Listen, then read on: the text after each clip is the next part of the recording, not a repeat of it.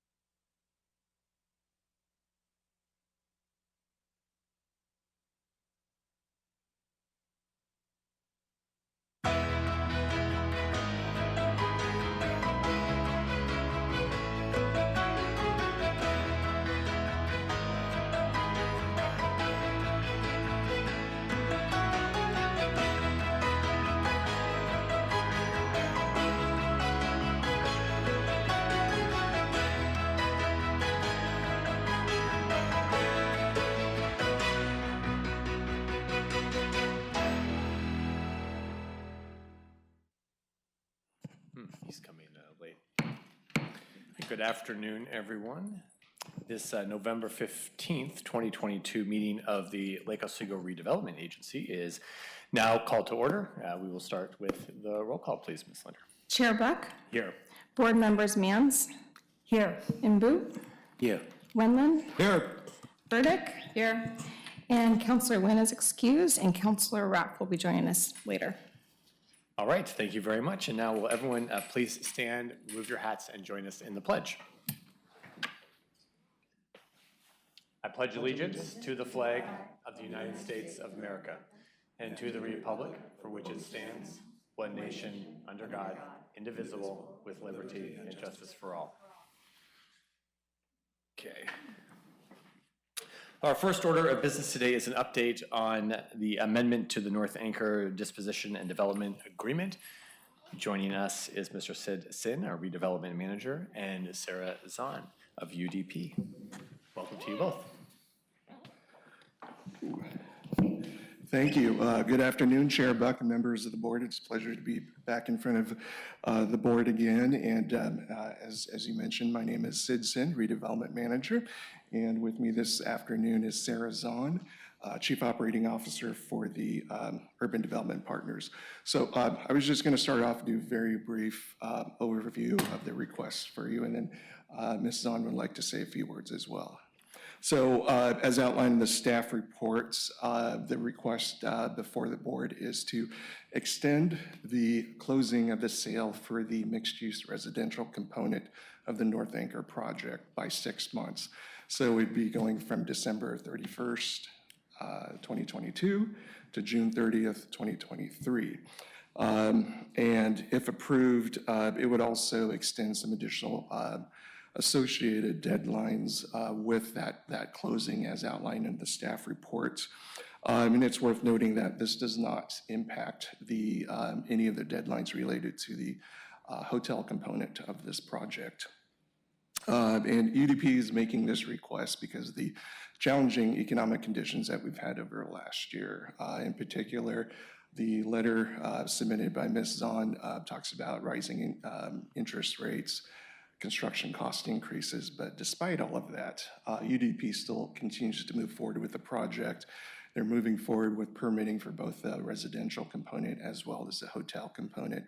They continue to invest a lot of resources into making sure that we continue to move forward with this project. And so given those challenges that we've had and those things being outside of the city's and UDP's control, staff would recommend approval of this extension. So with that, I'm going to pass it over to Ms. Zahn.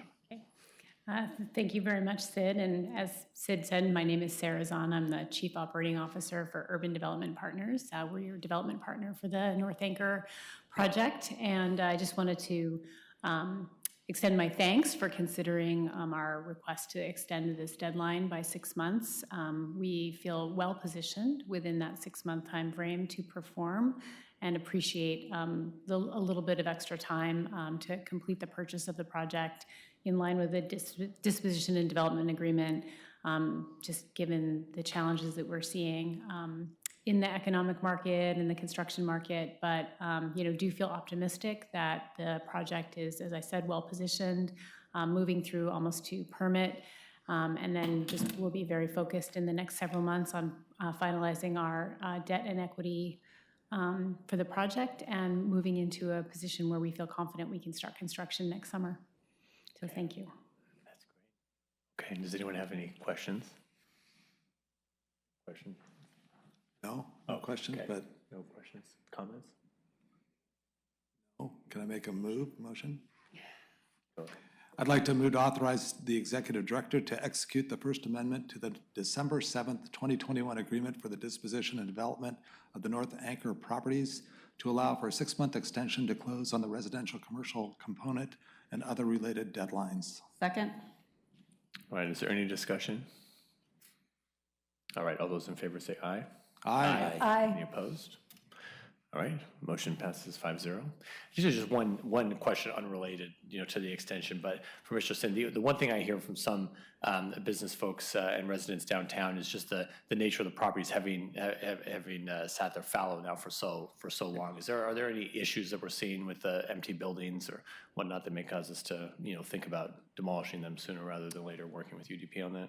Right. I think we haven't heard of a lot. The city fire department and other agencies are using it for their training. For example, today they're doing non-destructive training in there. So they are getting some use, but I haven't heard of any reports of vandalism or break-ins. I think I received one call from a budding neighbor saying that some kids were trying to get up on the roof and she kind of discouraged them to do that. So I've also asked our police department to just keep an eye out down there and as well. So not a lot of huge impacts. So. Okay, all right. Well, thank you both. Thank you. Yeah. Thank you. Good to see you all. Yeah, thank you. Sid.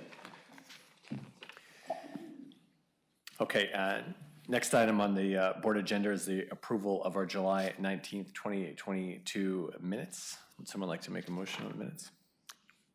Move to approve the minutes. Second. Thank you. All right, all those in favor say aye. Aye. Aye. Aye. Any opposed? Okay, motion passes 5-0. We will now adjourn LORA and call to order the city council meeting. This meeting of the Lake Oswego City Council is now called to order. First item on the agenda is public comment. If you're here to provide public comment, we will call you forward and you'll have 3 minutes to deliver your comment. There's a little timer on the desk there. Please speak into the microphone and just let us know your name and then begin. I believe the first person we have joining us for public comment is joining us via Zoom. And I have Jan Sturdivant. Ms. Sturdivant, are you there? Can you hear me?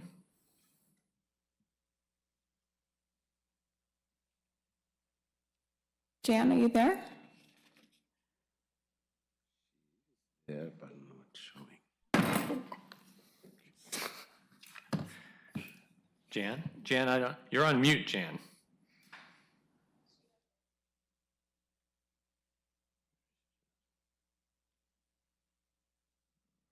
Okay, well, should we give her okay, we'll come back to Ms. Sturdivant.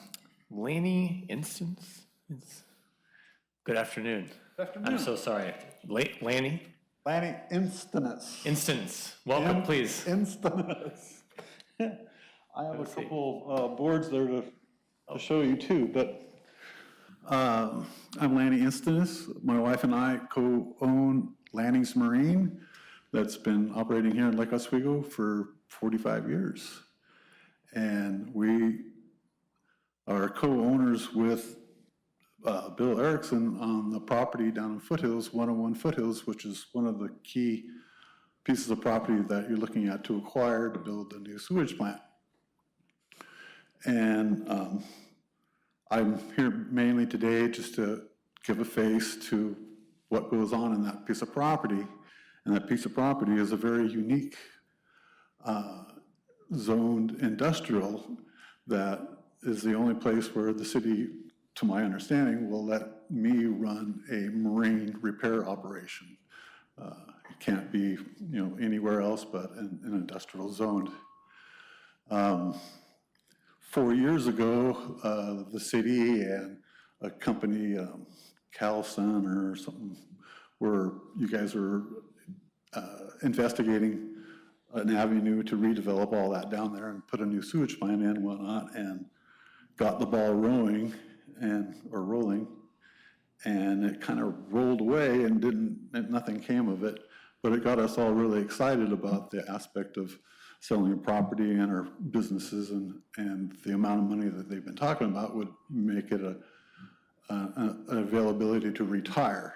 I just turned 65.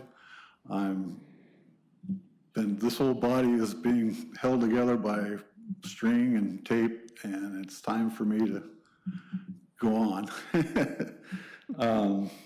But none to say that if I was left alone, I would continue to run my business there, and I have several employees and mechanics, and we do a lot of work for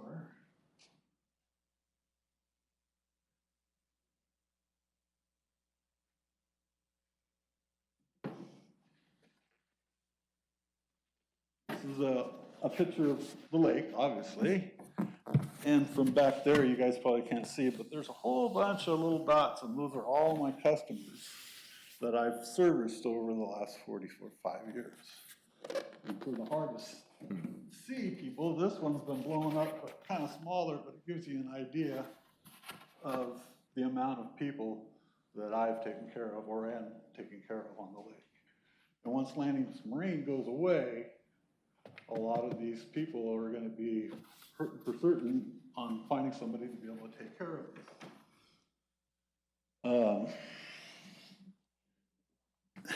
My father was a marine mechanic, so I guess I'd be a second generation marine mechanic, and he gave up the ranch and became a police officer for the city of Lake Oswego, and he served 30 years and retired. And my mother, Pat Instantis, was a bailiff clerk for the Lake Oswego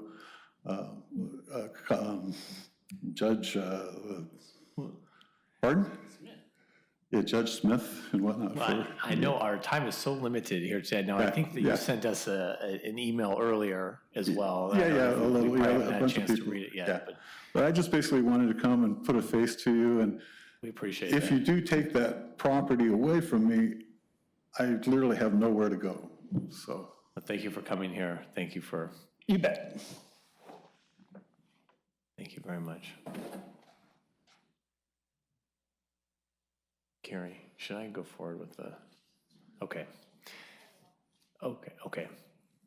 Bill Erickson. Good afternoon. Yeah, my name is Bill Erickson, and I own Erickson's Automotive at the same property at 101 Foothills, and I've been there since 1989, and my story is pretty much the same as Lanny's. I've served the city all these years. I've survived the dot-com crash, 9/11, all the other crashes. I've carried my employees through all of those things, and to eventually be able to sell my business and lease the property.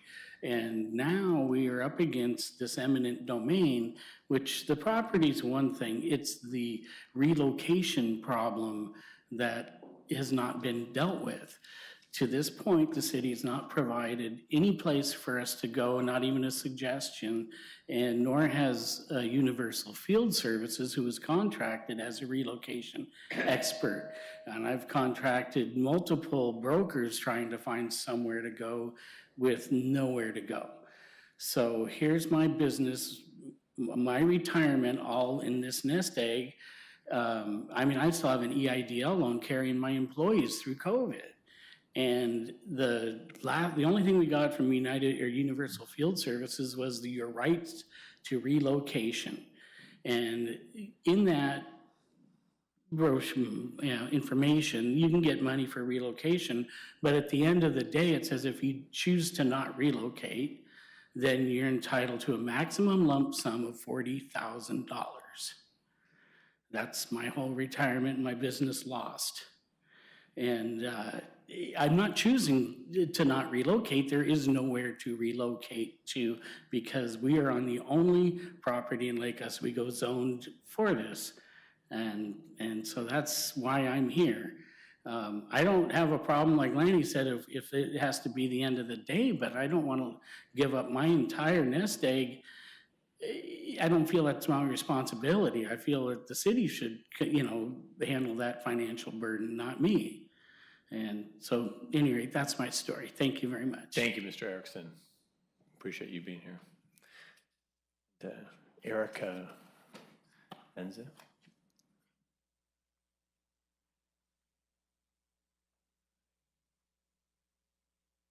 Good afternoon.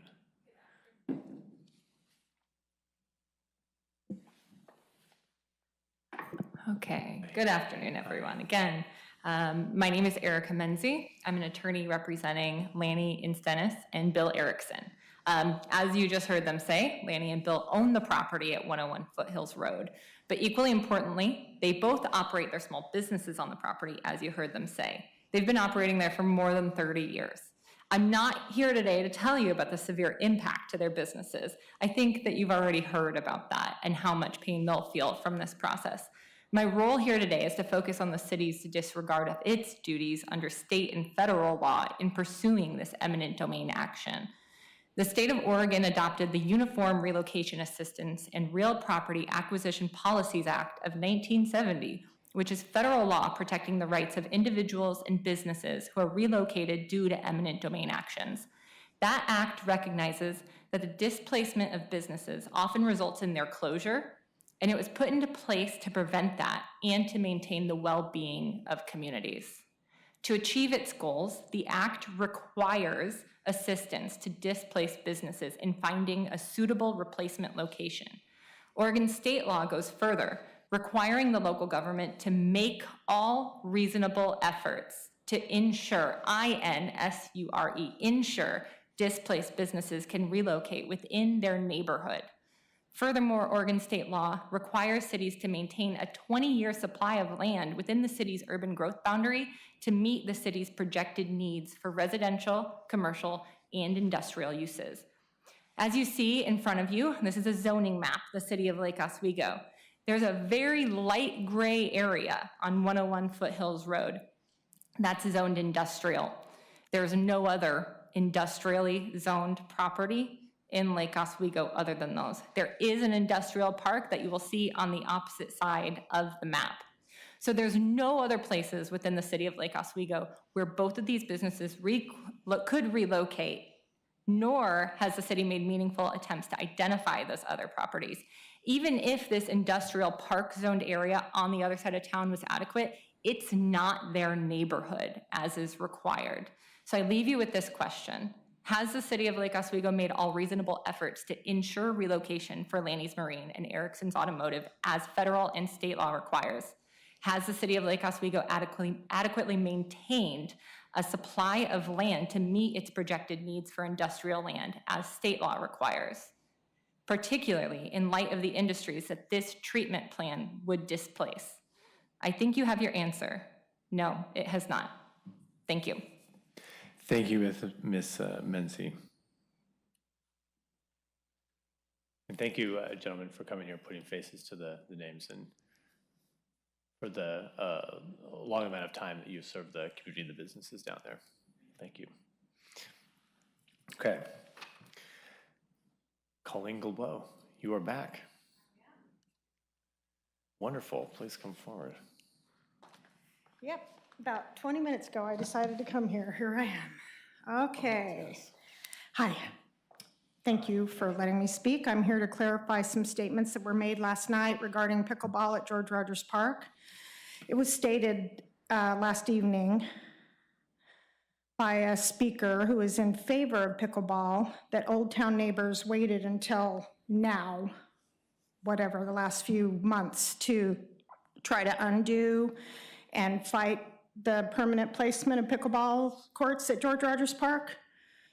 Like, waited till now, which we did not. Many of us attempted to communicate with Mr. Ivanhoe, and even one group had a meeting with him. He outright told them no, that he was going to keep them there, and that's that.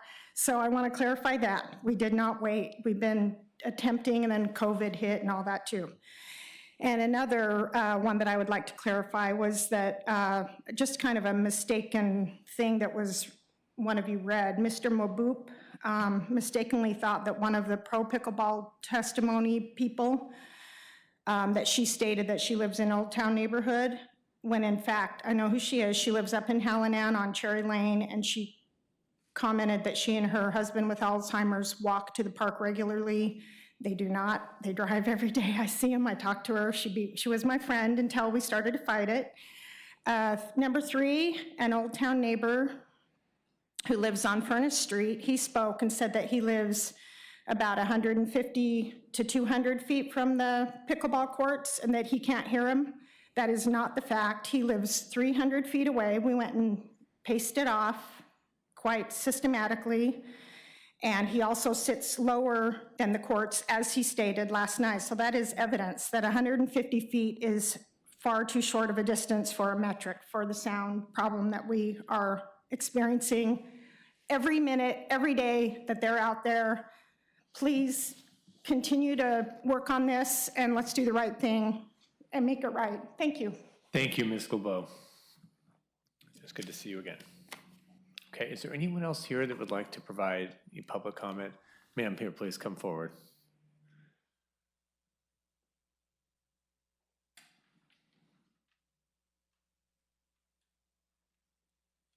Good afternoon.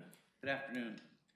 I emailed, but I don't think I filled out the form quick enough. No, you're fine. Oh, just introduce yourself. My name is James Moss, and I am a business owner at 117 Foothills Road. So I'm right below these gentlemen over here. And I prepared some notes so that I could stay within the 3 minutes. Thank you for permitting me to speak to council today. My name is James Moss. I own a business at 117 Foothills Road, Skyline Northwest.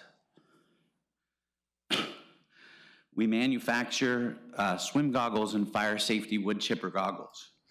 We're the oldest and last manufacturer of swim goggles made in the United States. We've been in business since 1970 and in this location since the early 90s. From our understanding, the wastewater treatment plant is like a locomotive that can't be stopped.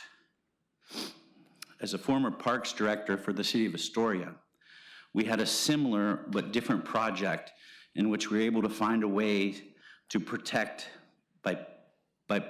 all interest by putting it underground. It was a sewage plant, different, but in a similar business.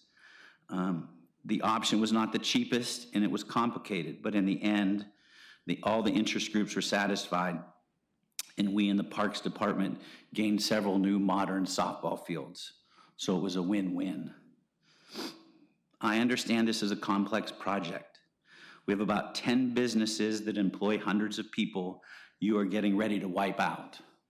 When I say wipe out, meaning most of them cannot stay in Lake Oswego. There's no other place that most of the businesses can be in Lake Oswego. Each business is unique. One business attracts several hundred kids a week playing baseball. One is the largest, perhaps, equestrian supplier in the country. Another is a well-respected, growing Lake Oswego tree service company, and the list goes on. There are many small businesses. Oh, these are not like small businesses on A and B Street. These are unique businesses. Every year I enjoy reading the council goals. Every year there seems to be a goal about business, either to promote business, increase business, diversify business, retain business, and encourage Lake Oswego businesses. This action is definitely go against all those goals. For all that you put out to promote business in the community, with this one action, you're wiping out a handful of businesses. I would like to ask the council respectively to consider the less expensive option of remodeling a plant on the same site. You will be able to save businesses and save money at the same time. You are asking us as businesses during a recession, and yes, the recession has already started, to move businesses that have been there for 30 years. This is not cheap and not easy. Many will choose to close and some will try to move. Sir, I'm so sorry. We're at that time, but if you can email us the rest of your comments, that would be fantastic if you haven't already. Okay, No, thank you very much, and we appreciate you being here. thanks.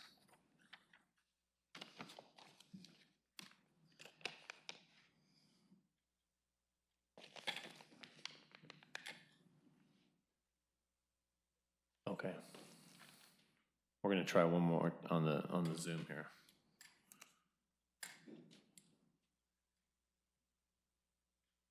Jan, are you there?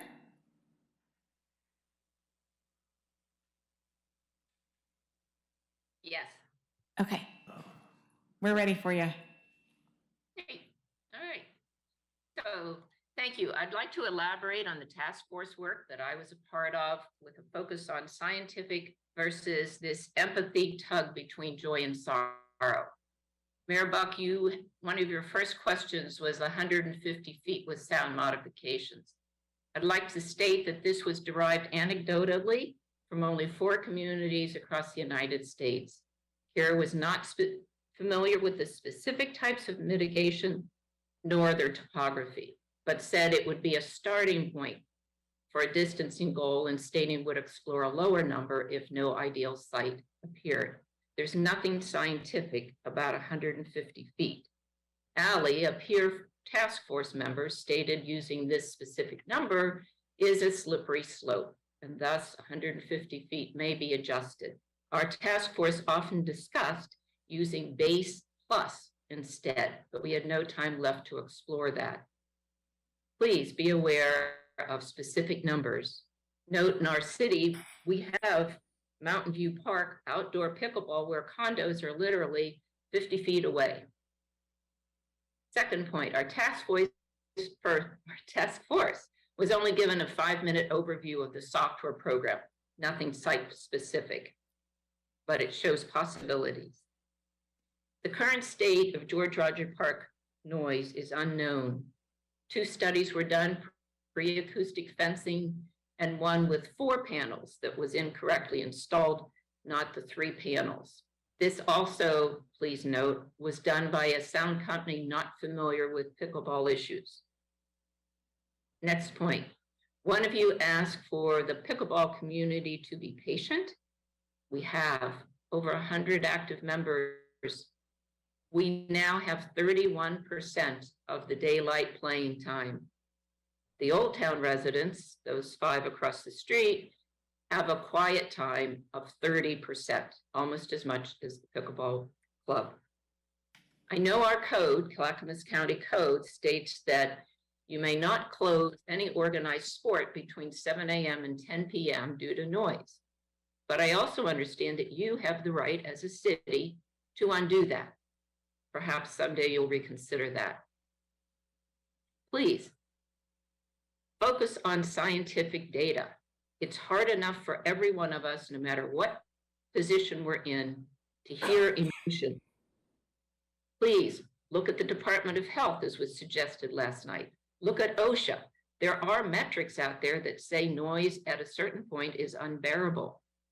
And then I look forward to your report from Parks and Rec on absorbing, not reflecting fence panels, acoustic panels themselves, and the cover with heat and air conditioning. Thank you, Ms. Sturdivant. Thank you very much. I'm sorry you're at your time. That's okay. Thank you for being here. Yep. All right. Is there anyone else who wants to provide the comment? Okay. All right. Thank you, everyone who came for public comment. Okay. So we are now going to move on to the consent agenda. We have Resolution 22-27, which is a resolution adjusting solid waste collection rates, and we have approval of the September 6th and September 27th meeting minutes. Move to approve the consent agenda. Second. All right. All those in favor, say aye. Aye. Any opposed? Okay, that passes 5-0. And we have, for councilors, the, we have 4 here, okay. We have the, a resolution, 22-36, to approve an appointment of an alternate to the 50+ Advisory Board. Is there a motion to adopt Resolution 22-36? Move to adopt Resolution 2236. Second. Okay, all those in favor say aye. Aye. Any opposed? Okay, motion passes 4-0. All right. So now we have a couple public hearings tonight. I don't think there's anyone here. Our first hearing is Ordinance 2916. This is an ordinance of the City Council removing the sunset on Ordinance 2831, modifying the affordable housing and deconstruction incentives in LOC Article 24.06 and amending LOC Article 45.12, demolishing or moving buildings to make deconstruction mandatory for structures built in the year 1940 or earlier. So before we begin, I'll turn it over to Attorney Boone for the hearing parameters. Thank you, Mr. Mayor. This is a legislative decision, which is a policy decision within the discretion of City Council. I could go through the process. Is any person present wishing to testify on this matter? Hearing none, then I'll save the process for that and just ask the councilors if they need to declare any financial conflicts of interest. No. Let's see. No. Sorry. Oh, yeah. I was thinking the previous matter. Never mind. Yes. Okay. No, it's Huh? not. Okay. Yes. No, yeah. Okay, we ready? If that's the staff. We have Director Siegel here to Thank give you, us the Mayor staff Buck. report. Yep, Good afternoon, members of the City Council. Scott Siegel, Community Development Director. Council held a study session on this in October. The ordinance that is before you, 2916, I believe reflects the council's desire or interest that you had expressed at that time, which was to present an ordinance that would remove the sunset that was established in 2019 on the demolition tax and would modify some of the incentives that currently exist or some of the adjustments that currently exist in the ordinance for developments that meet the council's affordable housing criteria, and then also to provide some relief from the tax for projects that go through a manual deconstruction process, consistent with the recommendations from historic resources and sustainability advisory boards. So that is the ordinance that is before you. 2916 would remove the sunset so that the demolition tax can and will continue in 2023 if it's adopted. It would provide an exemption from the tax for projects that go through the manual deconstruction process, would adjust the criteria for affordable housing developments or demolitions that are for the purpose of preparing a site for affordable housing. And what we're doing there is aligning the demolition tax criteria with the criteria that already exists for system development charge fee waivers. So we're proposing to make those exemptions the same. And then finally, the council is interested in and asked for research into structures that have been demolished over the past 3 years that were constructed originally in older homes, so homes that were constructed in 1940 or earlier. We provided data on that, and actually those demolitions represent about 30% of all the demolitions that we've seen over the past 3 years. So it is a considerable number, approximately 30 demolitions a year. About a third of those were from these older housing stock. And the interest there was to look at, and the ordinance does reflect the proposition that for those older homes, the city would require manual deconstruction for the reason that those structures often have more valuable building materials that are no longer produced. Lumber and flooring and framing that can be reused and repurposed, as well as building components like windows and other components. And so we did look at the number of demolitions for those homes that were built earlier, and I believe that if the council were to make manual deconstruction a requirement, that it would in fact have an effect that we would be reaching a number of homes where there could be some value both from a sustainability and historic preservation perspective in doing that. Along with sustainability program manager Watson and myself, we did do some research with the city of Portland to see if there is in fact a market for these materials and if there are deconstruction contractors available and who have capacity to do this work. And the feedback that we received both from the program manager at the city of Portland and from a small number of contractors that sustainability manager Watson reached out to, that there is a market for the deconstruction work, and that if we were to make this a requirement, that we would find contractors available and willing to fulfill that, and a market for the materials that they're able to reclaim. So therefore, the ordinance does include that provision where homes built in 1940 or earlier would be required to go through the manual deconstruction process. The demolition tax would be waived, just as it would be waived for any project that goes through that manual deconstruction process.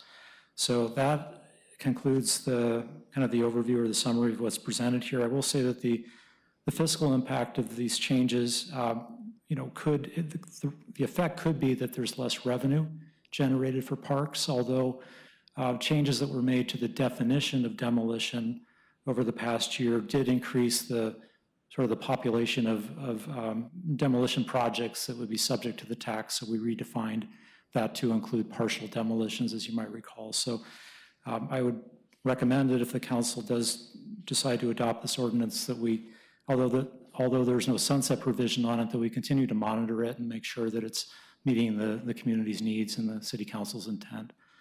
And that concludes the staff report. Happy to answer any questions. Okay, thank you, Director Siegel. And do we know the cost to deconstruct?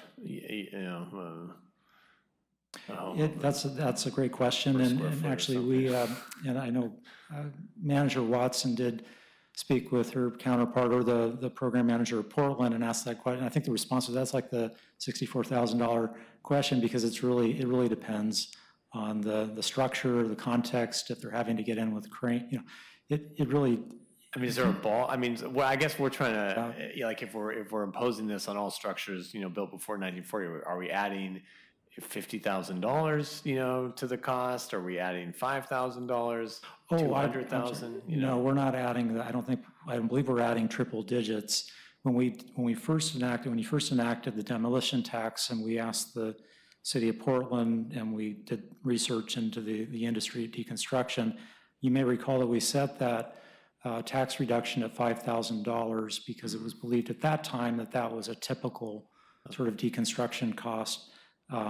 So of course it didn't provide a great incentive. It was really just offsetting the cost of, on average, what a deconstruction process might involve. Okay. But of course, don't hold me to that, because it really depends on the structure and the context. So will we think it's in the range of the fee, the $15,000? The fee, it is plus or minus. Plus or minus with some margin of error. It's probably within that zone. Okay. And let's see, there was another question relating to this.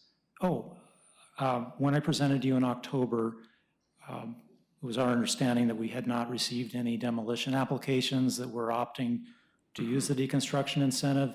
And I asked the staff to go through it with a fine-tooth comb, and we did find that there were 2 permits in 2021 that took advantage of that incentive. So the policy was, marginally effective. It wasn't a complete failure on that end. Okay, thank you. Councilor Rance. Thank you. Good afternoon. Good afternoon. My first question was answered by my colleagues, but I just wanted to be completely thorough and double check this. If a house were built in 1940 or before and then later remodeled, say in the 60s or 70s, which was often the case, many of these 1940s houses were quite small, what portion of the house would be subject to the demolition fee? Has there been any discussion, say with Portland or any other jurisdiction around that? So yeah, Councilor Manns, if the structure is being demolished, it's subject to the demolition tax today. And so right. with the proposal that structures built prior to 1940 or earlier, if the original construction was 1940 or earlier, under this proposal, they'd be exempt from the tax, and they would also go through the manual deconstruction process. On the entire house? On the entire house, unless the house had been replaced, and then it would have a new construction date. A new house, but if part of it was 1940, part was 64, entire house. Great. Got that part. One additional question that I had was when you mentioned that the revenue that was, I don't want to say gained, because some people say revenue can't be gained necessarily, but do you think it's zero? Does it zero out what we would lose compared to what we're bringing in now that we have increased our demolition to now be 50% or whatever number that may be in the future? Would that be safe to say, without giving a specific yes or no answer? Does it bring it closer? I think the potential is there for a net zero outcome. Net zero. I don't know that that'll be, because we know we don't have a crystal ball, but we can say that the change to the definition of demolition, when we looked at that and we looked at the projects that were considered to be remodels over the past several years, and how that change in definition would have affected those projects, making them demolitions now, it was about a third. I think it was about, it wasn't a third, it was less than a third. But now we're looking at providing the tax exemption to the equivalent of a third of, the projects that went through the demolition process. So it could be that it is offset, but we don't know. It's Right. It's so anyone's. early to tell. Yeah. With any data. But, yeah, And then lastly, third and lastly, do we know how many homes exist today that were built prior to 1940 through Clackamas County tax records or any other means? We have that. I don't have that data with me, but Okay. Off the top of your head? No. I don't have it off the top of my head, but we could certainly produce that. We've looked at that in the past as part of our housing needs Yes. work. That's something that we look at. So if you're interested, I could follow up with that. I will say that of the the permits that were issued over the past 3 years, that approximately 1/3 of those, 30 out of 90 were for homes constructed in 1940 or earlier. So if that's representative, then you might be able to project that. Extrapolate that out. Excuse me for 1 second. Does anyone else have interest in knowing how many houses built prior to 1940 exist, or would this be a? I actually think there's a map available that kind of shows when houses were built. Is there? Yeah, we've produced that map before. And Okay, so it's probably on our GIS page? it is, yeah. Great, And thank you for the that, data, Counselor. the data comes from Clackamas County, the assessor's Exactly. office, and so it's public information. Okay, I'll take a look at that, and then if I still have questions, I'll reach out to you offline. Okay. Thank you for that. Thank you, Councilor Mans. Councilor Willa. So do you know any statistics on if they do have to deconstruct, how long that takes versus the bowling or the wrecking ball method? No, I do not. I mean, it's anecdotal, and I don't know, I don't want to put anyone up here on the spot, but if Councilor Burdick has any insights on that, no. I think the only thing I would add is that when you're deconstructing, you have less chance for asbestos and lead to get into the air versus when you just demolish and it all goes into the air. So there is a health aspect to deconstruction, but I don't know specifically the time difference. Yeah, I mean, of course, demolition is going to be faster. Yeah, and I would note, and thank you for that, Councilor Burdick, and just to add on to that thought, these homes that were built prior to 1974 or earlier have asbestos in one form or another, and then, you get much earlier than 1940, you're not seeing it so much, but the homes that are being demolished mechanically, they still have the same requirement or obligation to, document if there is asbestos in the flooring or in the siding and other, components that they have to remediate that, and that can slow down the process too. If they get into a mechanical demolition, they're having to do that, essentially take care of that manually. So I think, manual deconstruction I've seen houses come down pretty quickly with manual deconstruction. So it's not like, they're not using any tools. It's just not coming in with a backhoe and, Like within a couple of weeks or a couple months? Possibly. It just depends. If they're trying to reclaim certain materials, they'll take more time to do that. And of course, there's value in those materials that they're taking out. Okay. Oh, is that it? Okay. Other questions? I had one question about, we had talked about middle housing and waiving the demolition fee for middle housing, because when we created the demolition fee, in part, it was, or at least some of the theory behind it, was that single-family home redevelopment, they're not paying the SDCs.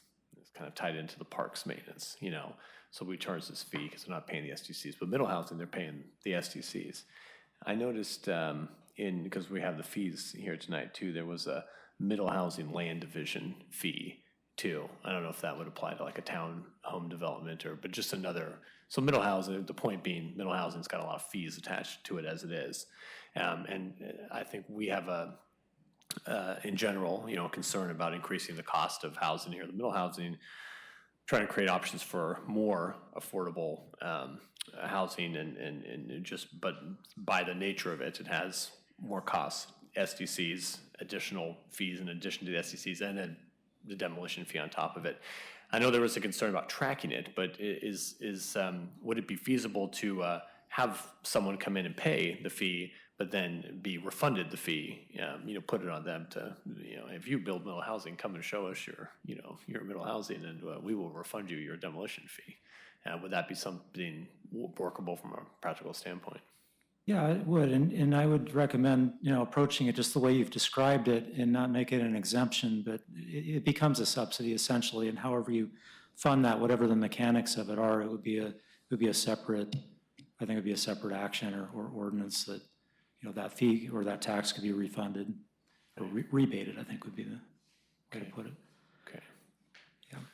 One thing Mayor and Council, I did want to add, just in fairness to the industry, I did reach out to the government affairs director at the Home Builders Association, and we've been in contact throughout this process, and they've actually been following this for the past 3 years. And they're not before you this evening. They're not testifying because I think, and what I heard is that they're sort of comfortable with this approach and that providing an exemption for projects that do the manual deconstruction process in their mind was a fair.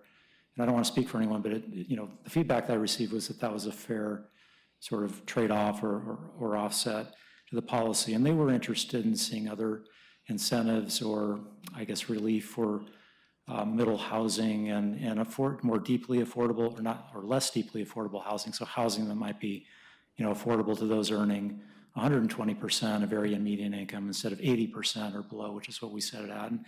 And kind of the feedback that I took away from the council's study session and what I represented was that that wasn't really the direction that we saw this going at this time, but as part of your work on the housing production strategy and the work that we're required to do under House Bill 2003, that those are all strategies that could be considered, but we weren't making any, we were not proposing to do that at this time. So I didn't want you to think that based on the feedback we received at the study session that we weren't still thinking about ways to remove barriers, regulatory or financial barriers to other types of housing. Okay, thank you. Thank you for adding that. Okay, all right, any comments? Okay, well, we will open the public hearing. I'll ask if there's anyone here who would like to testify on this ordinance. No, seeing none. I'm going to close the public hearing. Well, I just kind of want to ask my colleagues, how do you feel about the exemption for middle housing? Well, I think it's a good program, and I think it has all kinds of benefits. I worry about a third of the cost or a third of the revenue for parks, which was what we had set up. How are we going to make that up? I mean, it's kind of like in the same token that we can call it the Goodman principle, where if you're going to spend money on something, what are you going to give up? And in this case, giving up $120,000 out of the Parks Maintenance Group, when we are stretched, as we found out last night, for money for Parks and Rec, I have concerns. Now, Director Siegel may have the crystal ball to know that we're going to have a change in the code, which I agree should produce more demolitions, especially when you see the one wall exceptions. On the other hand, I would say that the last 3 years have been probably one of our strongest building timeframes that we've ever had. And the housing industry, after going to the HBA meeting, they're scared to death that things are shutting down. Money is costing twice, if not more. The inflation has a huge effect. We may be seeing a slowdown in the type of construction activity that created these funds. So my concern about this is not the intention of keeping the eye on deconstruction. I agree with that. It's just that we are going to offset a void by how? I mean, if we have a $120,000 deficit, is there going to be enough activity within Lake Oswego in the next 3 years to maintain that budget? Because I believe that there's other side effects as well of not having as much construction activity, and that's more assessment and value of taxes. So it all works together when you have a change in policy where the assessment value of our tax base, if it's not growing at the rate that we are spending, we're going to have problems quickly. And I signed up for another 4 years, and it's going to be a long, I mean, I don't want to have, I always look at the long-term effects of decisions, and I think in policy, you have to look at it, and I don't know whether, you want to, I hate dinking around with great policy like this, but I would almost say that if our numbers don't reach the minimum $400,000 in the next 3 years, that we sunset it and we take that away. I don't know. I think, or we have to review it again, but I'm worried about revenue loss. Love the concept. I think I'm supportive of that, but I think we've made a commitment to Parks and Rec that we have a lot of financial responsibility in our decisions. So taking money away from them, or possibly taking money away from them, has me concerned. So anyway, that's my 2 cents worth. No, I hear that. I go back to the initial, purpose of this, of deconstruction, which is, viewing the construction through the sustainability lens and trying to make and it's a nice benefit that we raise money for parks maintenance, but it's kind of secondary to the purpose, which was to encourage more sustainable development in the town. So to your point, I think we do have to continue to monitor it because we do have the need. But I think we may, if there was some decrease, we have to find other ways to fund the parks. I don't think we should be funding it at the expense of either other more sustainable options or encouraging affordable housing because we have to raise money for parks maintenance. But that was the whole reason initially for this tax. I mean, it was not the sustainability part. That was a add-in. This was definitely to raise money for parks maintenance, which we're not getting through SDC or park management or park increase in the budget. So I think that needs to be made very clear. The other additions have evolved onto it as far as the sustainability part. There was, I don't remember any conversation saying that we'd rather take a hit in the tax. It was very simple to say we need to raise some additional money for parks, and this was a tax that was acceptable at that time to council. Well, I think it came about to prevent a lot of, to try to provide some incentive to not demolish the homes, and then it went to, it didn't originate as we need some way to pay for parks maintenance, and we came up with this as a solution. That was just that was where the council ended up directing the funds to go. It was kind of secondary to the initial purpose. No, not at all. I disagree with that. Yeah, I do too. I disagree with that. It was 100%. It was a defined policy concept around the fact that many of these houses that had existed before we had SDCs had not paid for parks, for example. Everyone used the parks. Therefore, when the house was demolished, it was, I guess you would say, rather a catch-up, that it would go toward parks in that little incremental amount in order that you're playing, like I say, that catch-up. We are not in a community that houses like in other parts of the country are being torn down every 5-10 years. So this was a conscious policy decision that we made in order to get to this point. Specifically to raise revenue for parks.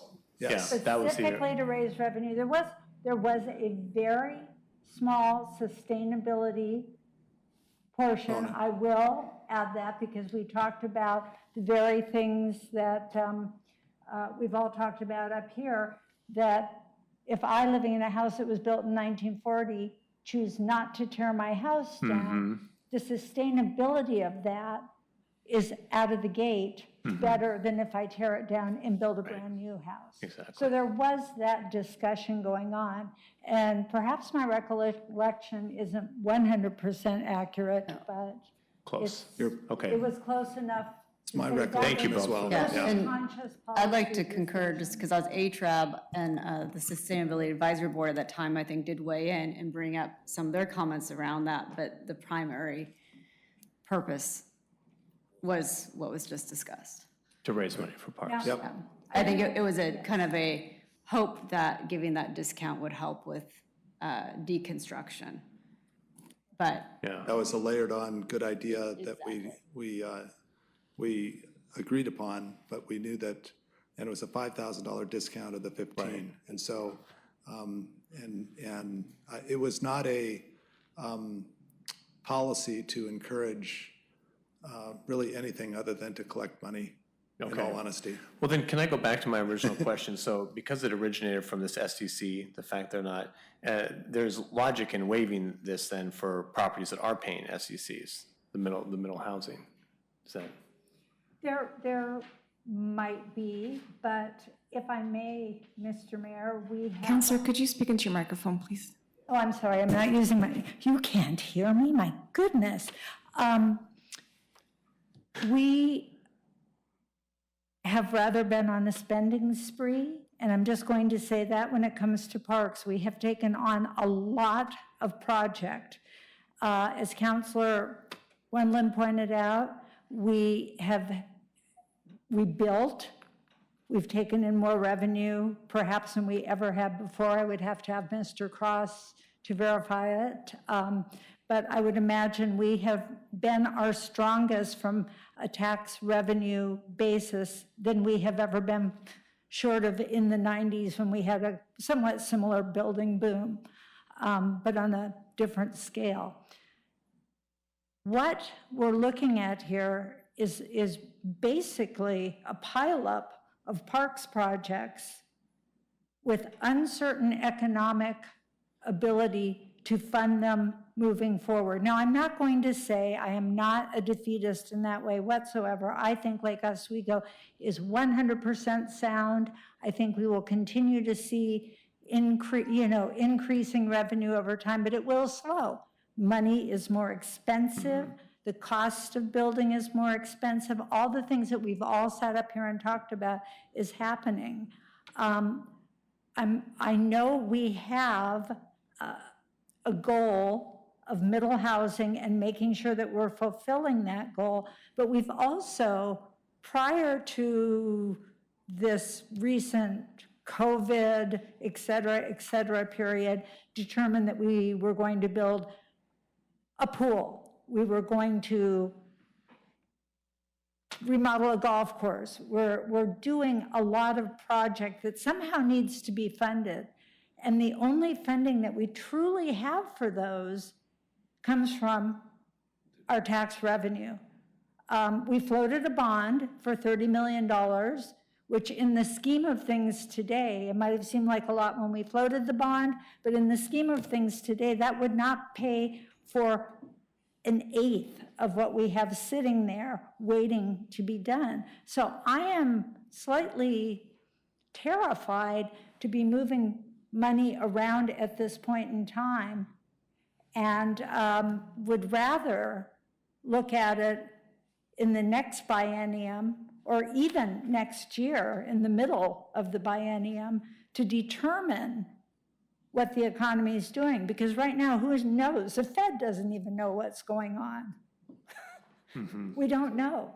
So my thought on that is I would rather see those monies go to parks and make sure that we have that relatively small 1.5, what is it, 450,000 a year that we're collecting, that at least is going to take care of some of those things that we've committed to, that we're sometimes in the middle of, and that we have to get done, or we're gonna have to have a serious talk about what is not going to happen, one way or another. We can't have it all right now, is my personal opinion. Thanks. Just to add that, you know, when properties do redevelop into middle housing and they are paying SDCs, which go to parks, and not just parks SDCs, but all the other SDCs, transportation, water. So, right, so I'm just pointing out, so if there's a disincentive or not an incentive to do middle housing, then we get the demolition fee. That's it. No parks SDC, no transportation SDC, no. I'm just trying to think of when we incentivize middle housing, there's more than just foregoing the demolition fee. We're collecting all these other SDCs, so. Well, but that's to help pay for increased sewer capacities, things like that, Which is because why there's we more did the, people. but that's why we did the parks, you know. So I'm just saying, you know, it's a. It's a trickle. Yeah. It trickles down. I hate that term. There's but I'm some gonna financial say wisdom trickle in down. encouraging middle housing as well. It's not a loss.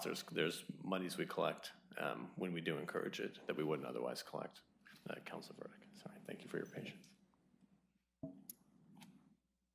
Just want to say I definitely am concerned about the parks dollars coming in for all the reasons stated, and I think it's really tricky because we don't have that crystal ball to know how much the new definition is going to potentially increase. You know, we just don't have that. We can hope that it will be a break even.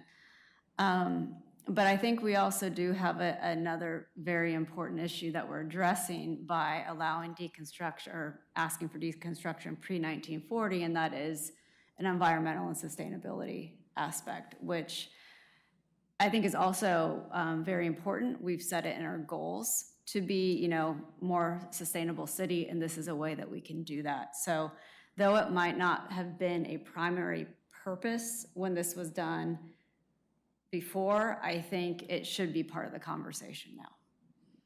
So then I think part of the conversation has to be, how are we going to make up the revenue then? Because I'm not comfortable unless we have an answer for that. I think the tricky part is we just don't know.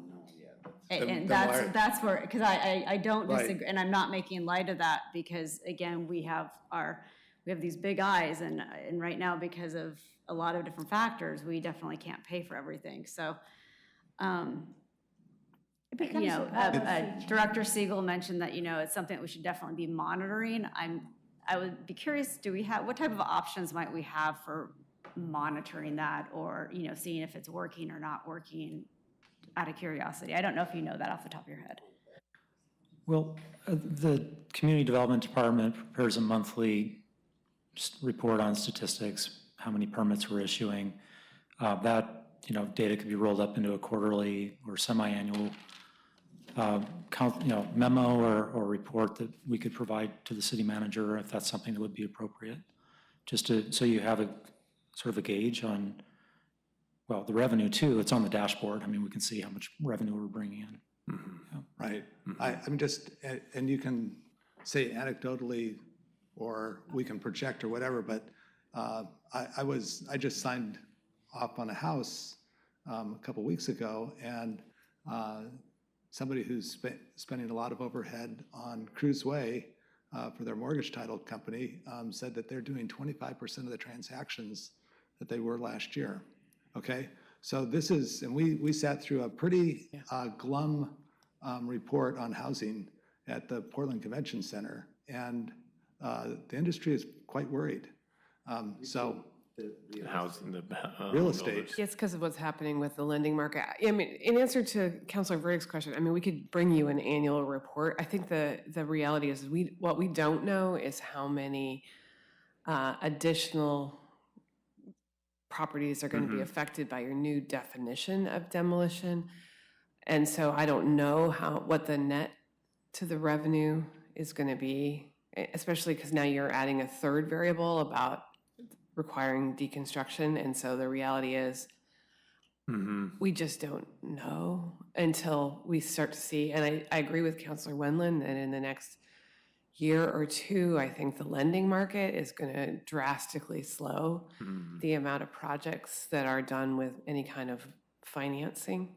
So the best I think we could do for you is just bring you an annual report that says, here's how many demolition permits we had, here's how many were required to go through deconstruction, here's how many we collected revenue on. I mean, that's, the only other option really is the budget process, right? And the annual audit, so we could do look backs. But in terms of, telling you what the effect to your policy is, I just think that right now there's too many variables for us to sit here and give you an accurate forecast. And I'm not sold on this is the way I want to go, but I want to ask this question just because I'm still trying to just take in everything that we're talking about. Is this something that we could go ahead and say, we're going to, move forward with everything, but we want to come back and look at that deconstruction mandate for pre-1940 in a year to give us a year to kind of assess? We'll make it happen. Yeah, but we are still mandating the demolition for any house pre-1940. Correct. Yes. Okay. So as yeah. written. Okay, yeah, I guess. Again, just maybe, and again, I'm not sold on this, I'm asking the question to consider, again, do we just remove kind of that mandating deconstruction for the pre-1940, still have the demolition tax pre-1940? And then in a year assess, do we implement that mandate deconstruction pre-1940 once we have more data?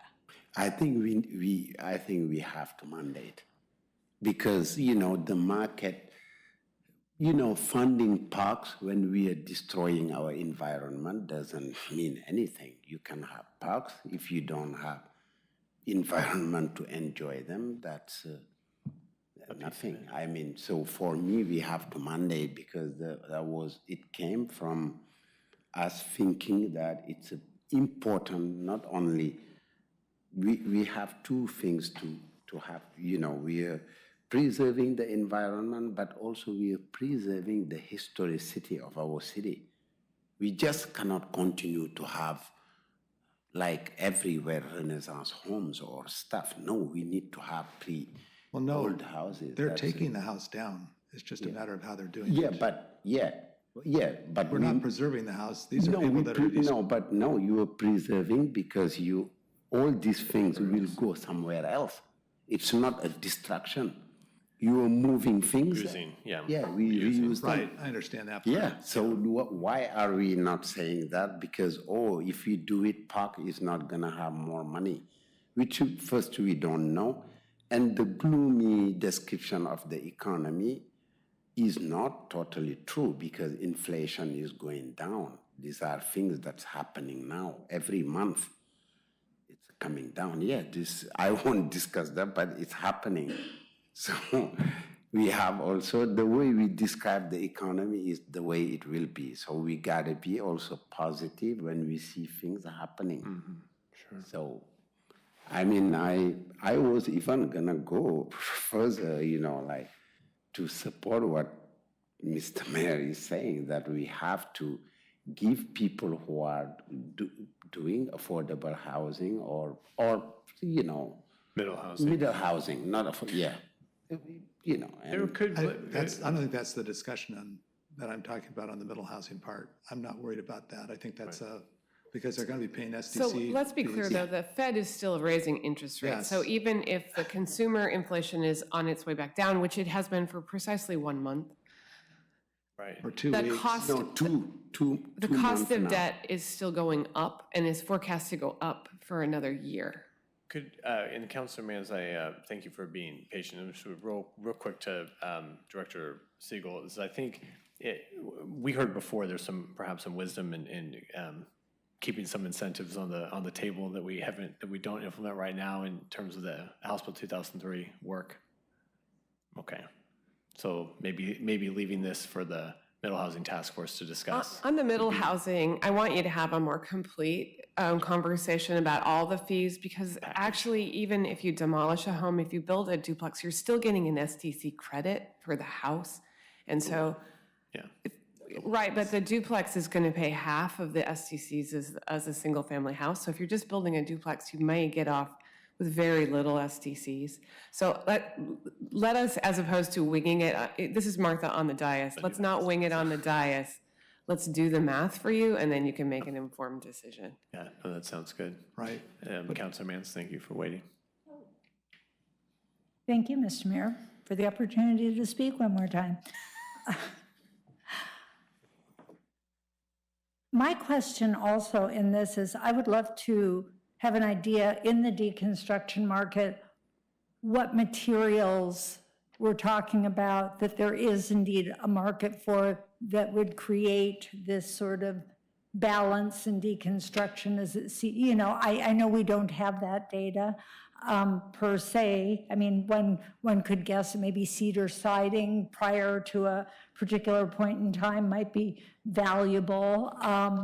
But I would find it, I don't know how one would find that information. I'd be happy to Google it and see if it pops up. Yeah, and just in speaking with contractors and the program manager in Portland, a lot of it is lumber. And there are other components too. And Portland requires deconstruction for all dwellings that were built in 1940 or earlier. They started out with a mandate for 1916 and earlier, along with historic landmarks, and they moved it up to 1940. And so they, you know, there's a market just right over there that is already doing this. And how long has Portland been doing this, just out of curiosity? Original adoption, I think, was in 2016. Okay, so they have some experience behind this. Thank you for that. You're welcome. Thank you. Did you have other comments? Councilor Woodland? Yeah, I just feel like we're adding on to this policy something other than the original intention.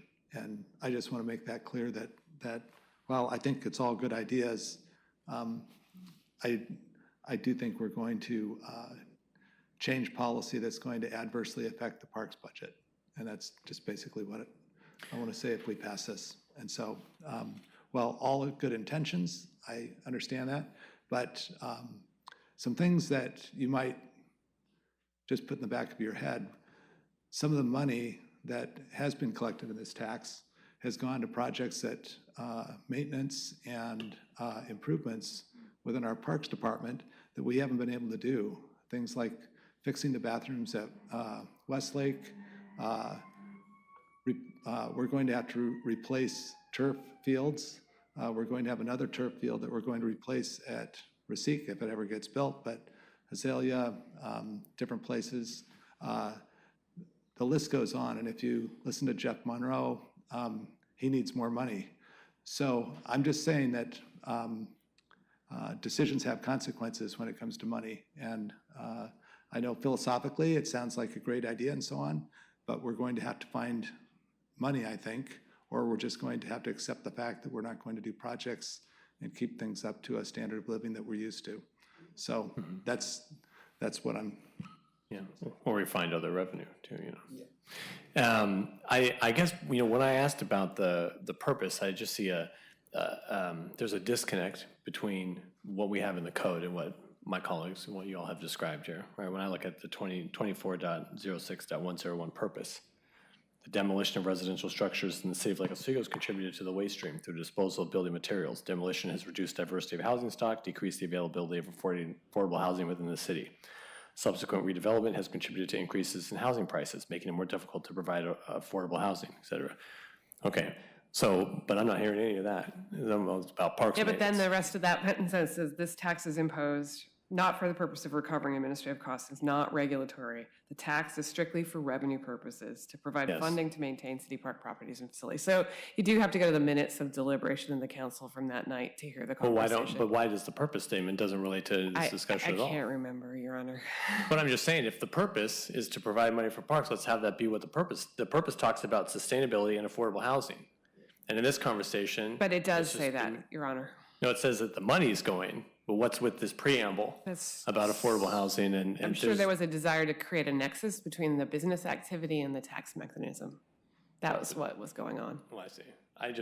I think it's to me, the purpose statement is a little disingenuous. We talk about, I mean, let's just be, there's houses being torn out, they're not paying SCCs, and we want to provide for parks maintenance. That's the purpose, but that's not what it says. To raise revenue for parks. I just point that out. It just doesn't seem to be, Right. because it's not going to a housing purpose. It's not going to, you know, just to be fair. Right, and I would agree with the mayor that that was the intention of, and why I voted yes, is because it was a funding stream that was lacking and a need that was great. And I think, you know, we talked to the Home Builders Association. They actually have been pretty calm in this time around. They weren't calm the last time. And I think we've accepted, the builders have accepted. And part of that is because there's a premium price in Lake Oswego for real estate. So it is what it is. But it was very specific to raise money for parks, and that was how it was. That was how I voted on that piece of policy. Yeah, we hear you there. Is it the ordinance 2831? This is ordinance, what are you talking about? This is ordinance 2916. This ordinance right now? What are you talking about? No, okay, so Oh, that was the other ordinance. Yeah, That's the okay. ordinance it's replacing. Okay. Yeah. Okay. Okay, would someone like to make a motion on ordinance 2916? Is there a motion to enact ordinance 2916? Yeah. Motion to enact ordinance 2916. Second? I will make a second. All right, is there any discussion? Councilor Burdick? Oh, I'm struggling on this one, because as I think most of you know, I'm very much wanting to do what's best for our environment. And I would like to do our best to, you know, preserve, even though this isn't about preservation, but existing dwellings. And I think there's an opportunity to kind of keep some more affordability in our housing stock when you do additions and remodels to some of these older homes versus completely tearing down. And that's not based on anything, so that's not scientific, that's just kind of my perception. But with the change in our definition of demolition, we don't really know what that impact is. And with some of the market uncertainties right now, I am concerned about the decrease in parks funding. So I'm definitely want to come back and look at the deconstruction mandate aspect of this. But that's where I'm struggling right now. You know, there's part of me that would like, and I know this is not on the table, so I'm stating this, but I'm not putting it on the table. But it's like, can we just increase it to 20,000 and then do that? But I know that's a whole nother can of worms, so I'm not going there. But that's where my debate is right now and where I'm struggling. I'd love to be able to say definitely yes, let's do this. But again, there's just some of that unknown between the definition, impact of the definition, and the impact of the market. And I hear that. I think over the course of this year, nothing so profound will happen that's going to have a big, you know, one way or the other. I think it's critical that we come back and take a look at it and then have the discussion, and not, you know, 2, 3, 4, 5 years from now. I mean, yeah, we look and see what the patterns, and we'll know, you know, we'll be able to look at what the market's doing at that time too. Other comments, discussion? I think I've said everything I can. So where are we on the, I'm sorry, we were trying to figure out the mechanics of what you guys were talking about. Where are we on that issue? Are we going to include the requirement? I know, but I just didn't hear the follow-up to Councilor Burdick. I apologize. Well, we were just talking about, we'll discuss it back in a year. We'll discuss the results. Leave it in the ordinance. We move the ordinance as written. Yeah. Okay. Carrie, why don't we call the roll? Mayor Buck? Yes. Counselor Mance? No. Counselor Mboop? Yes. Counselor Wendland? No. Counselor I very Burdick? seldom vote no. Yes.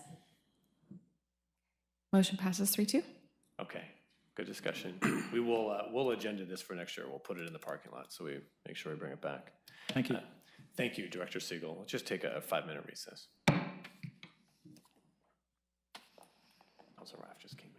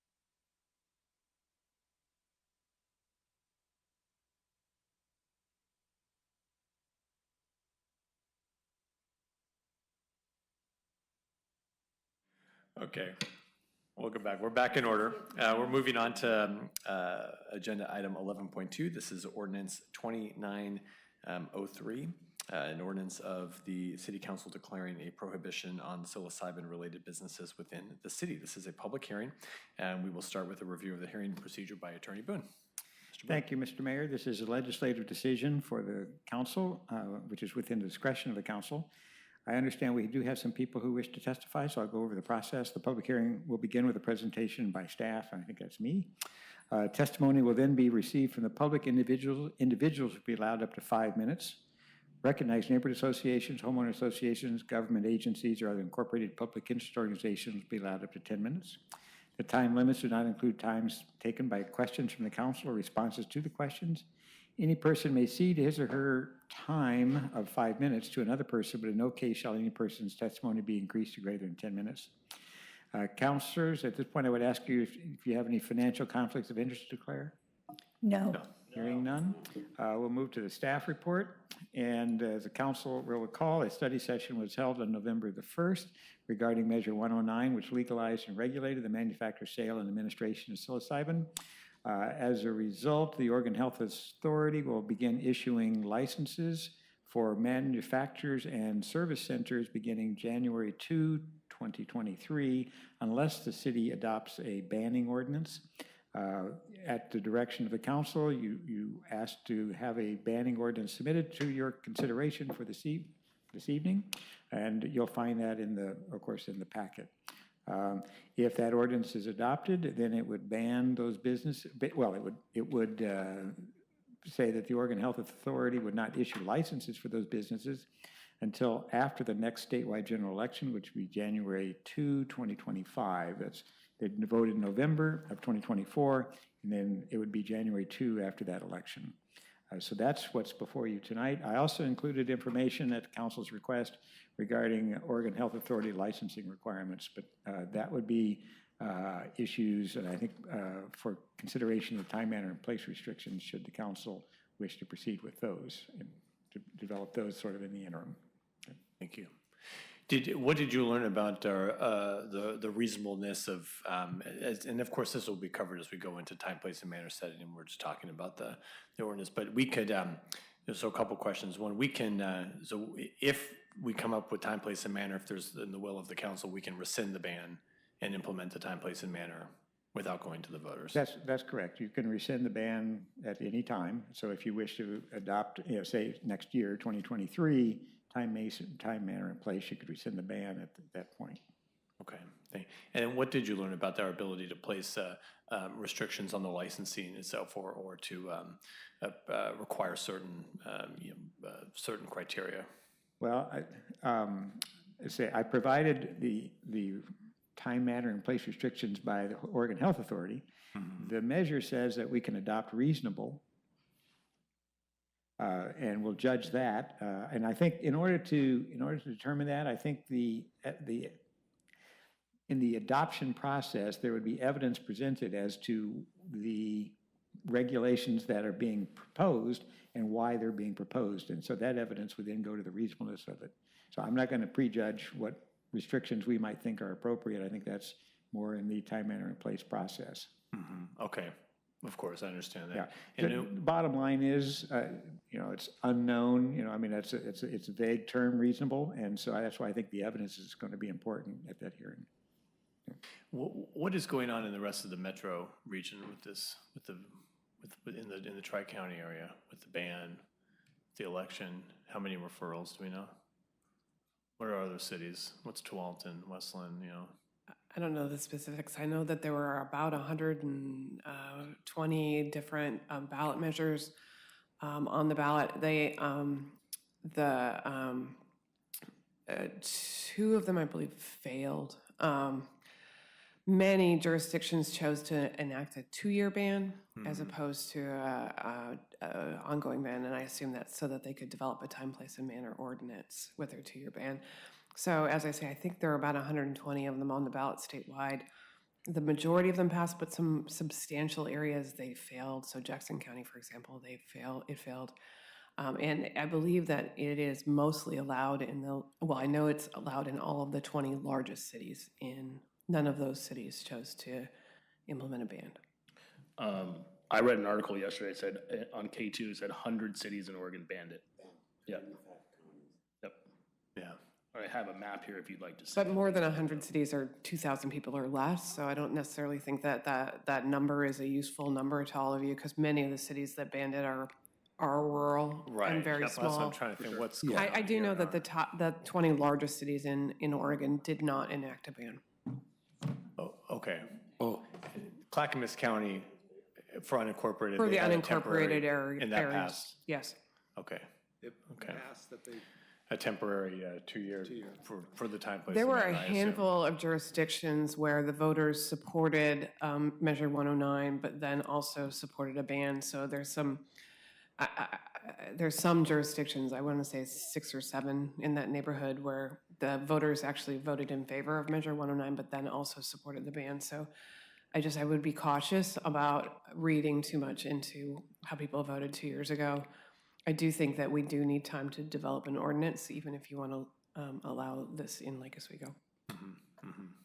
Okay. Okay. Any other questions for Mr. Boone? Okay. Well, we'll go ahead and start the public hearing. We have if there's anyone here interested in that hasn't signed up already, there's blue forms there in the back to fill out, please. But we will start with Sam Chapman, the Executive Director of the Healing Advocacy Fund. Oh, it says Healing Advocacy Fund here. Maybe it is. Hi, Sam, are you there? I am. Can you hear me okay? Yeah, we can hear and see you now. Thank you. All right. Thank you so much, Mayor Buck, members of the Lake Oswego City Council. It's a pleasure to meet all of you. My name is Sam Chapman. I'm the Executive Director of the Healing Advocacy Fund.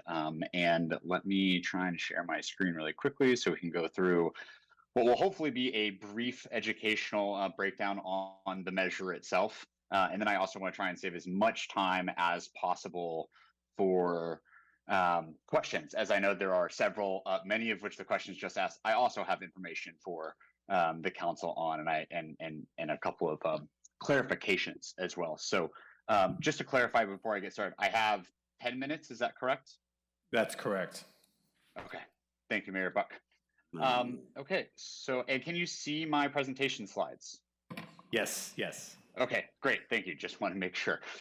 So really quickly, the Healing Advocacy Fund is a 501c3 nonprofit dedicated to supporting the thoughtful, effective development and implementation of Measure 109 here in Oregon. And I'll also say, before I get into the general pieces of it, we have been working with dozens of cities and counties over the past year and a half on educating them on the measure, what it is not, as well as potential time, place, and manner regulations. And we would also be happy to connect you with other cities and counties that have been working on this process for some time as well. So more about that in a little bit here. So first and foremost, I want to do a little bit of a recap on Measure 109. I think, as probably most of the city councilors know, the current issue related to the mental health epidemic that we have in America, and especially here in Oregon. Since the pandemic, 1 in 3 Oregonians are saying they're experiencing symptoms of either depression or anxiety. And unfortunately, as you probably also know, Oregon's mental health crisis is the 3rd worst in the country right now. Luckily, there are some new options emerging, psilocybin therapy being one of them.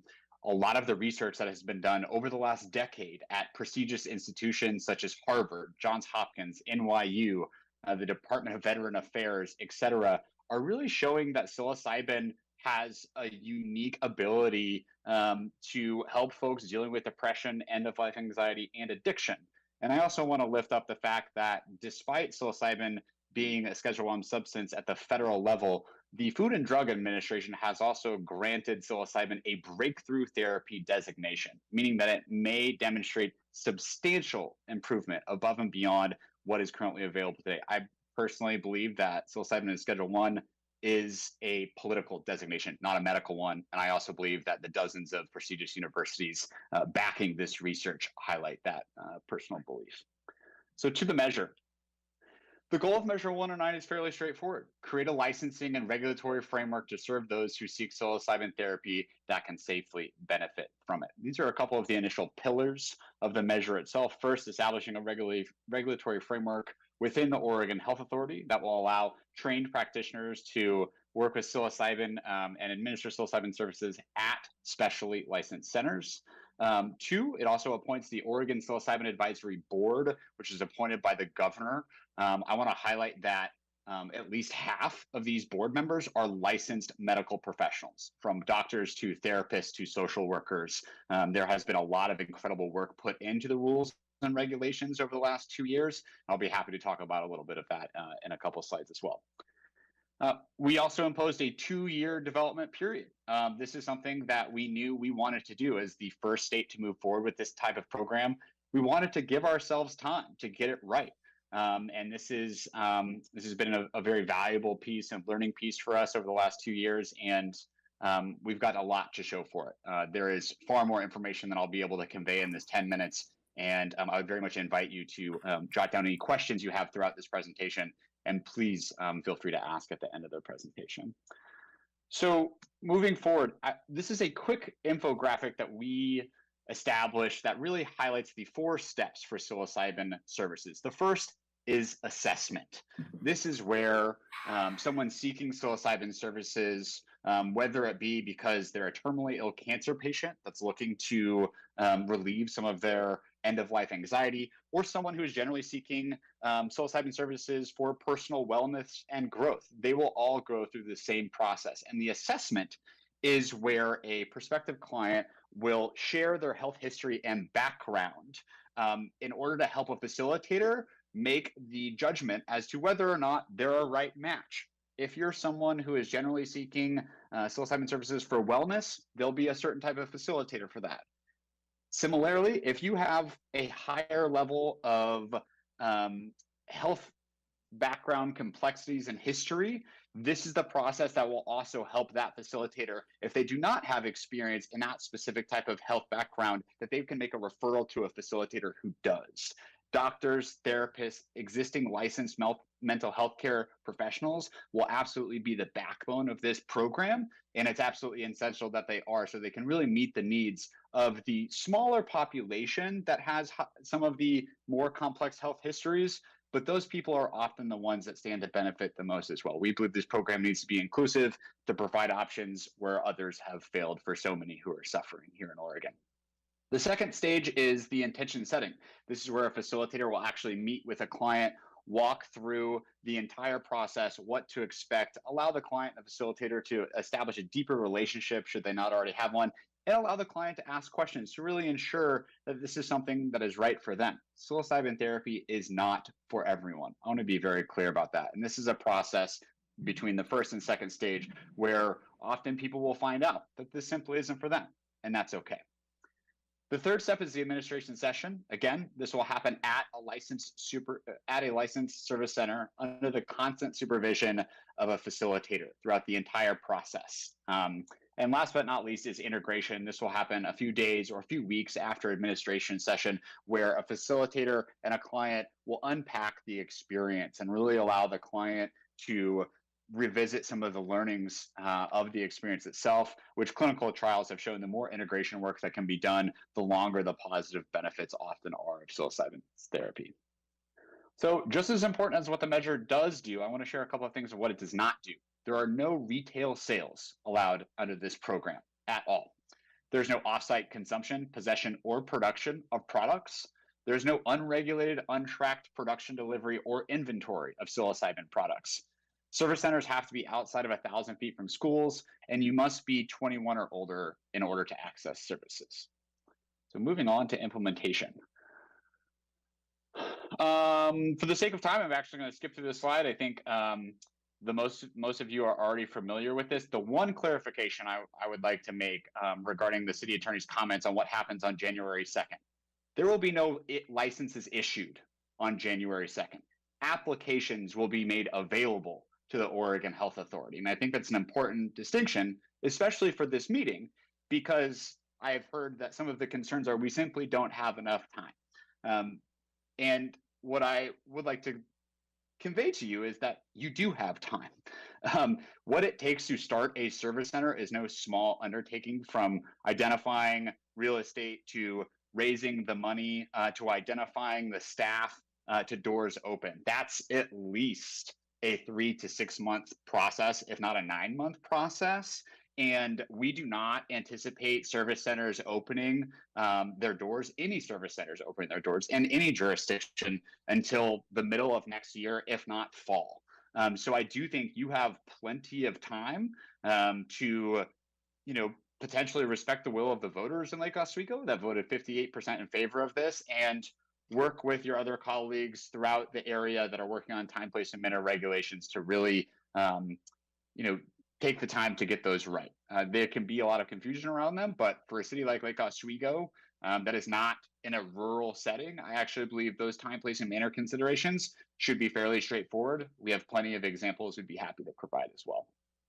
So again, this is a little bit of the timeline that we've already gone through. The main key being OHA will make applications available starting January 2nd. So local control. Again, I think you've probably heard most about this. The 2 licenses that you have the ability to develop time, place, and manner regulations for are service centers and manufacturers. I do want to speak about manufacturers for a second, and having taken some notes from the previous meeting, I know that there were some concerns about manufacturers, and all that I will say on that front, in addition to whatever questions you might have, is this is not like cannabis. There is not going to be nearly as many psilocybin producers as there are cannabis producers. This happens inside in a very small space that does not require any of the type of overhead that cannabis does. So there's no smell, there's no nuisance, there's literally no light. Mushrooms grow in the dark. And frankly, if Mayor Buck and I decided to supply the state of Oregon with psilocybin mushrooms, we could do it in a closet. So the entire state, for that matter. So the production concerns are just not the same as cannabis, and I just want to utilize that example. And so last but not least, I want to highlight some of the considerations for local government that are contained in the measure. And this is not to say that the state or any of the final rulemaking are going to weigh in on time, place, and manner above and beyond what is here, or the time for operations that have recently been set by the Oregon Health Authority.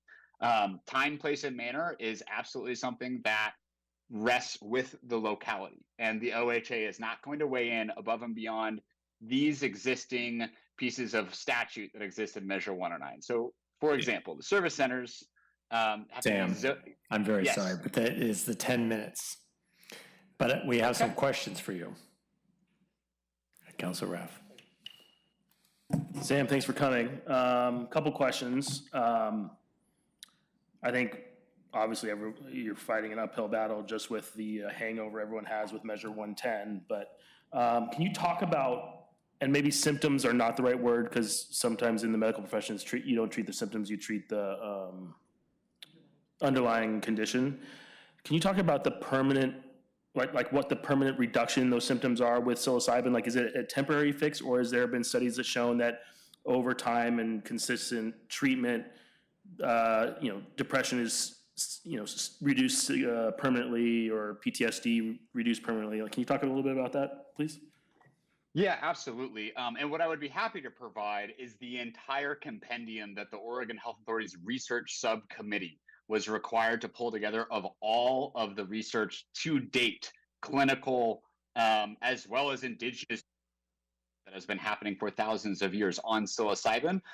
The short answer to your question is yes, there has been significant reductions for folks struggling with addiction from alcohol and smoking cessation. There are clinical studies at some of these universities I've mentioned before that show a significant reduction in addiction as well as depression. And I wish that we had some of our veterans that were able to be here today share with you their personal stories about how they've come back from crippling PTSD and wanted to take their own lives. And it was psilocybin therapy that they had never thought about doing any type of quote unquote drug at the time.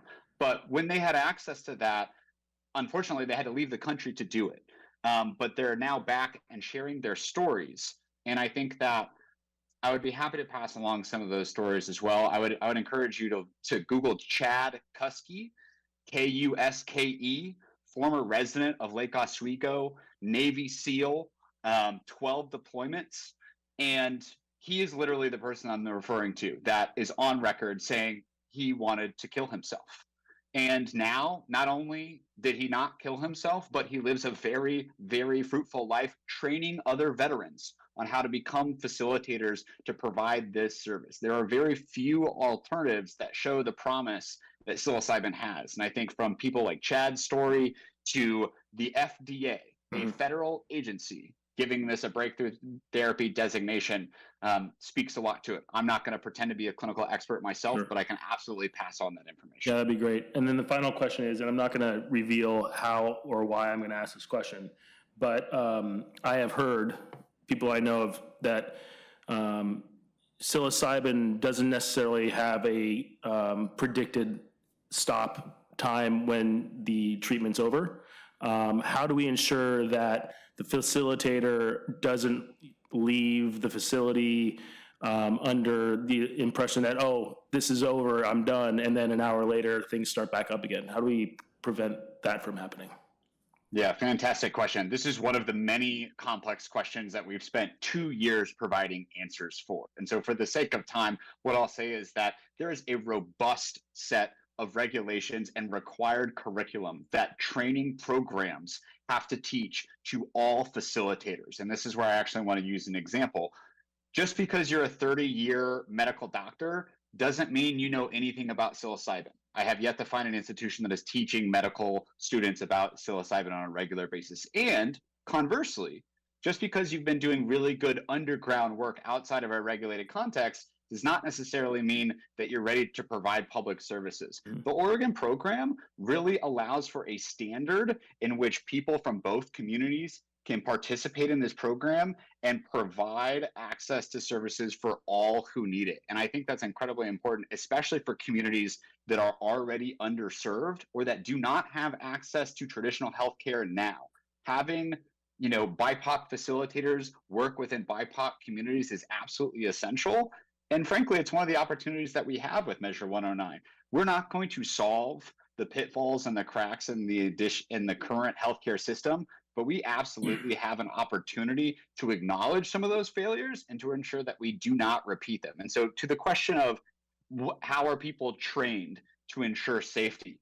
Through hundreds of hours of training and safety requirements where, for example, if a facilitator needs to use the bathroom, that might happen in a 4-hour time period, right? There are requirements in rule already that will require another facilitator to be there with someone. There is never going to be a time in which someone is under the influence of psilocybin. Well, they will not be monitored with someone physically in the same room with them. The other aspect to the answer of your question is dosage. One dose is not necessarily the same for every single person. And this is really where a facilitator will work with a client in the assessment aspect of the onboarding process to really determine, is this the first time that you've ever used psilocybin? Okay, then I'm going to recommend that we're not going to the highest possible dose, right? There might be different ways in which people can try different levels at different periods. And that's going to be essential to really ensuring that this program is safe and accessible for everyone who stands to benefit. Thank you very much. Thank you, Councilor Raff. Councilor Moot. Thank you, sir. First of all, I want to make some comments. I honestly have a doubt about psilocybin. And I think if we historically go about the opioid crisis, when we have opioid, folks were saying, oh, we get the things, it cures everything. And we see how it has been tearing down communities' lives and everything. This one, the weakness of this project is when I read in the thing that someone with a high school degree can be a facilitator, can be.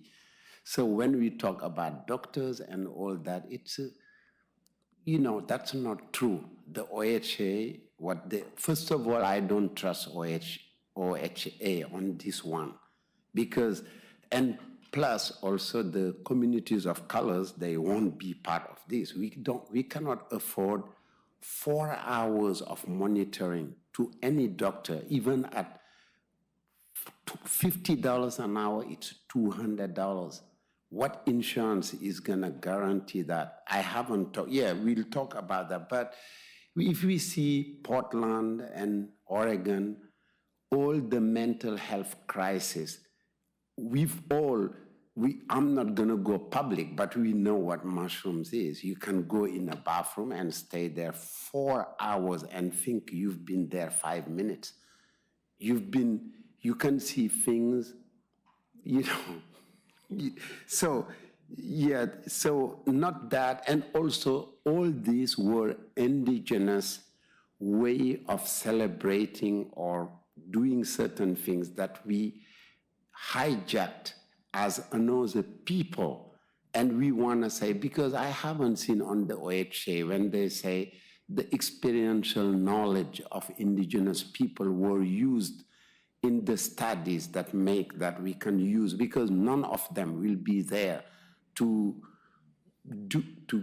give the medication or do the things that will help our veterans or people with mental health to be cured. That's why I honestly think, and again, I believe FDA does not say the drug is good. They say experience will continue. They are not saying that you can go around and sell the stuff. It's Oregon. And the other weakness of this thing, it is legal in Oregon. So even when they say you cannot use it next to a school, you cannot, and maybe that our legal counsel can tell us about it. If it's legal and we open the Pandora's box in Lake Oswego or anywhere to sell the things, people can use it. It's like Measure 10. A cop stops someone, he has drug, they write a thing. I mean, come on, folks. We are adding to the mental health crisis. And with stuff like this, it's adding more. It's not curing anyone, to be honest. That's in my mind, my rational mind. Mushrooms given to people is not, there are other ways that we can take care of our veterans. If we put the money and have the infrastructure, we can take care of them. That's one thing. Second thing, on the weakness of this proposal, 58% of Lake Oswego vote for it, not on a referendum in Lake Oswego. I doubt that if we put it on a ballot in Lake Oswego, that if we go to vote, it will be not majority of Lake Oswego. It was a statewide thing. People voted for it, and we say, oh, 58% of the people who voted in Lake Oswego, but it's not 58% of Lake Oswego that voted for that. I don't know if you understand. I'm pretty sure we put it on the ballot next time, and we say we are going to vote to open this thing in Lake Oswego, it won't pass. Thank you. I have 58% of Lake Oswego. No, 58% of the, it was in the like state. No. But yeah. Sorry, 56% was what the state passed. 58% of Lake Oswego voters said But yes. let's put it, yeah, no, yeah, but if we put it now on the ballot with what is happening, it's not gonna pass.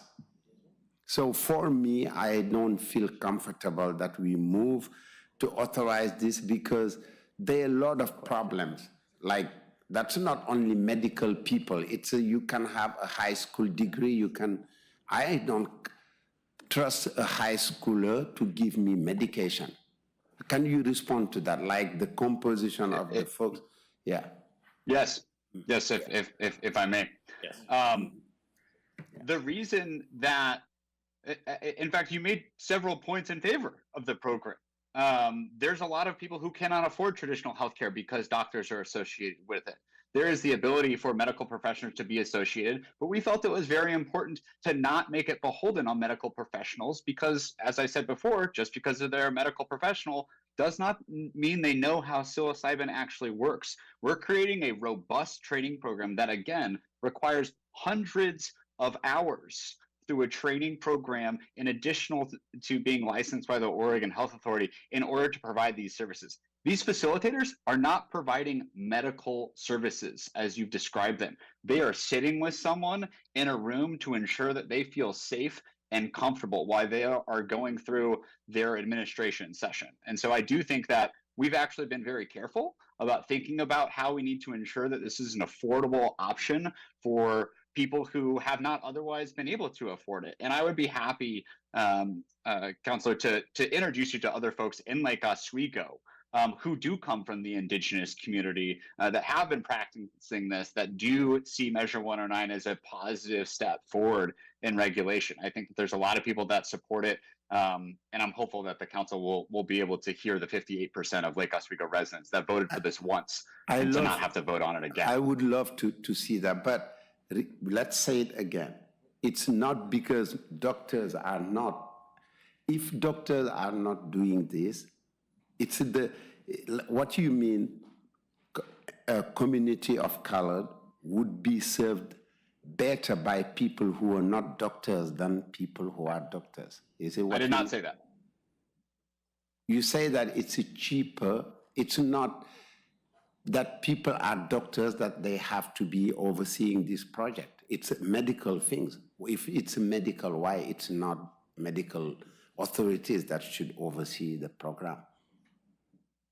Because if it was just medical authorities that oversaw the entire program and we did not have an entire portfolio of people from different backgrounds with different experiences and different professional credentials, we would not be able to meet the needs of the totality of Oregonians that want access to this program. It would be unaffordable, just like a lot of healthcare is for a lot of underserved populations now. Mr. Chapman, could you talk about, the requirements of the program if someone comes in with needs that are beyond the capabilities of the particular facilitator? What are the, how does that work? What are the obligations of the facilitator in that situation?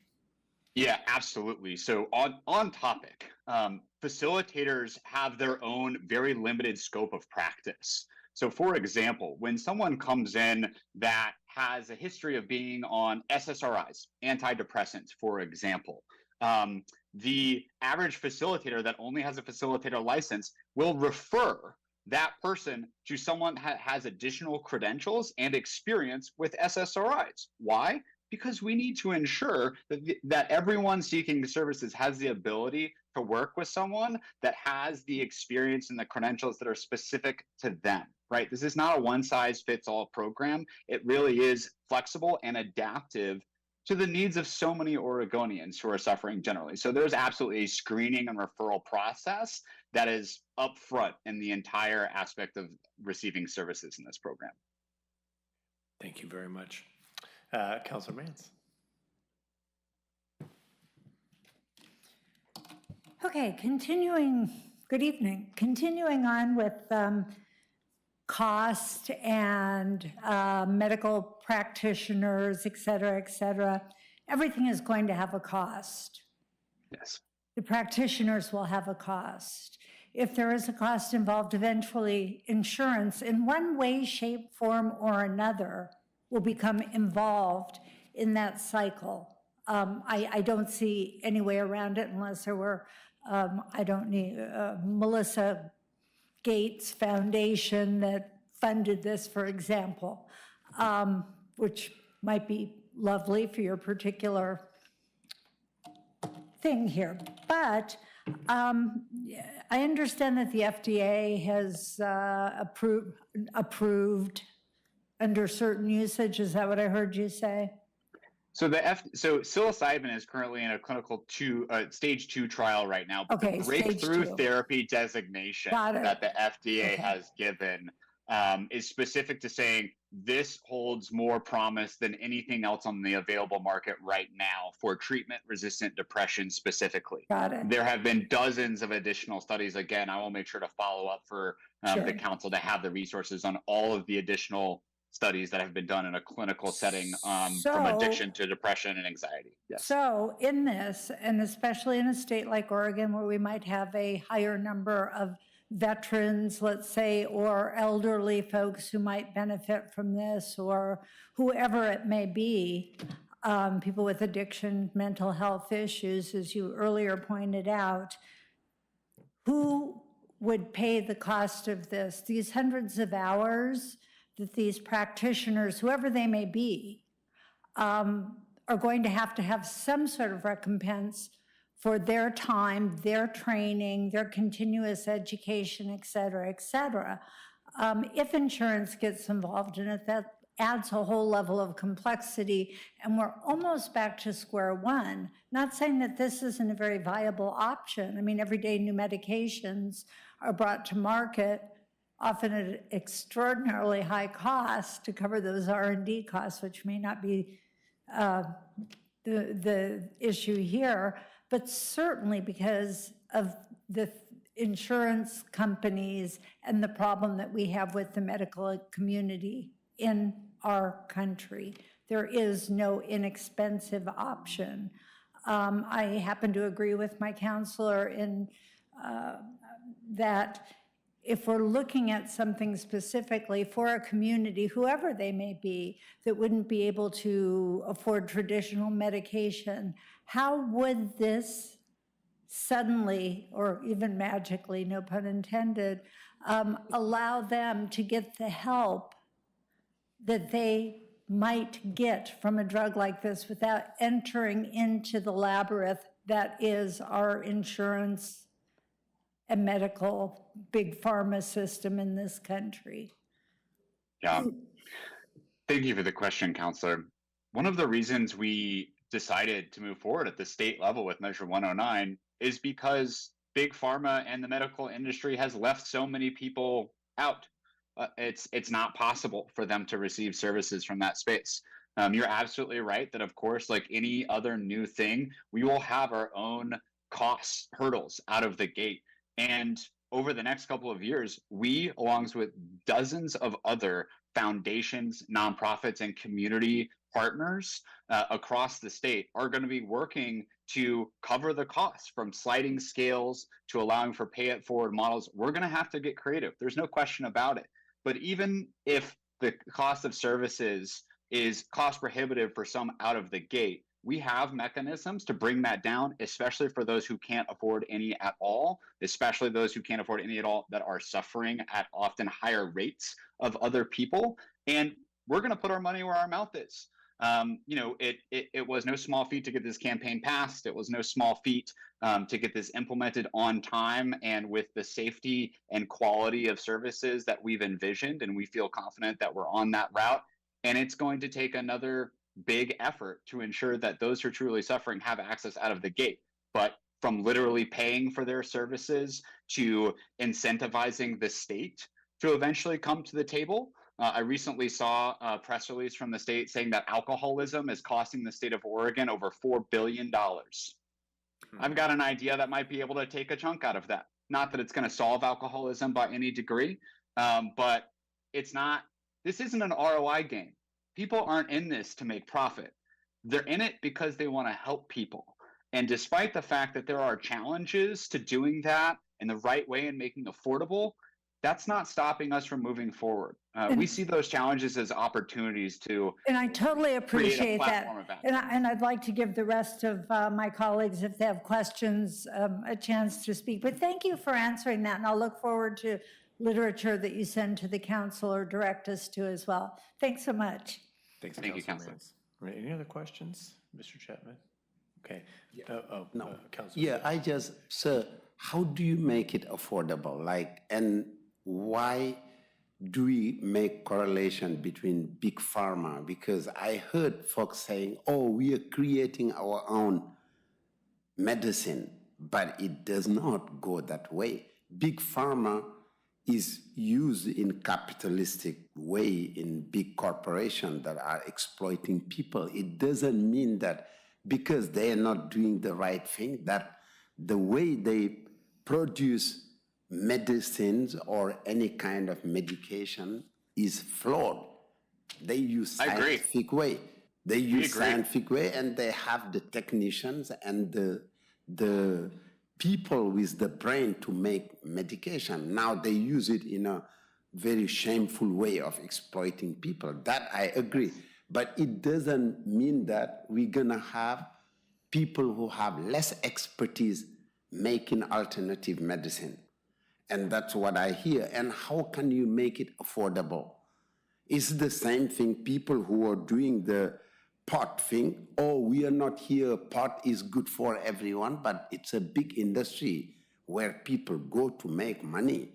And I do not think that they're helping anyone about this thing. Let's face this thing and, like discuss seriously about how all these things are going.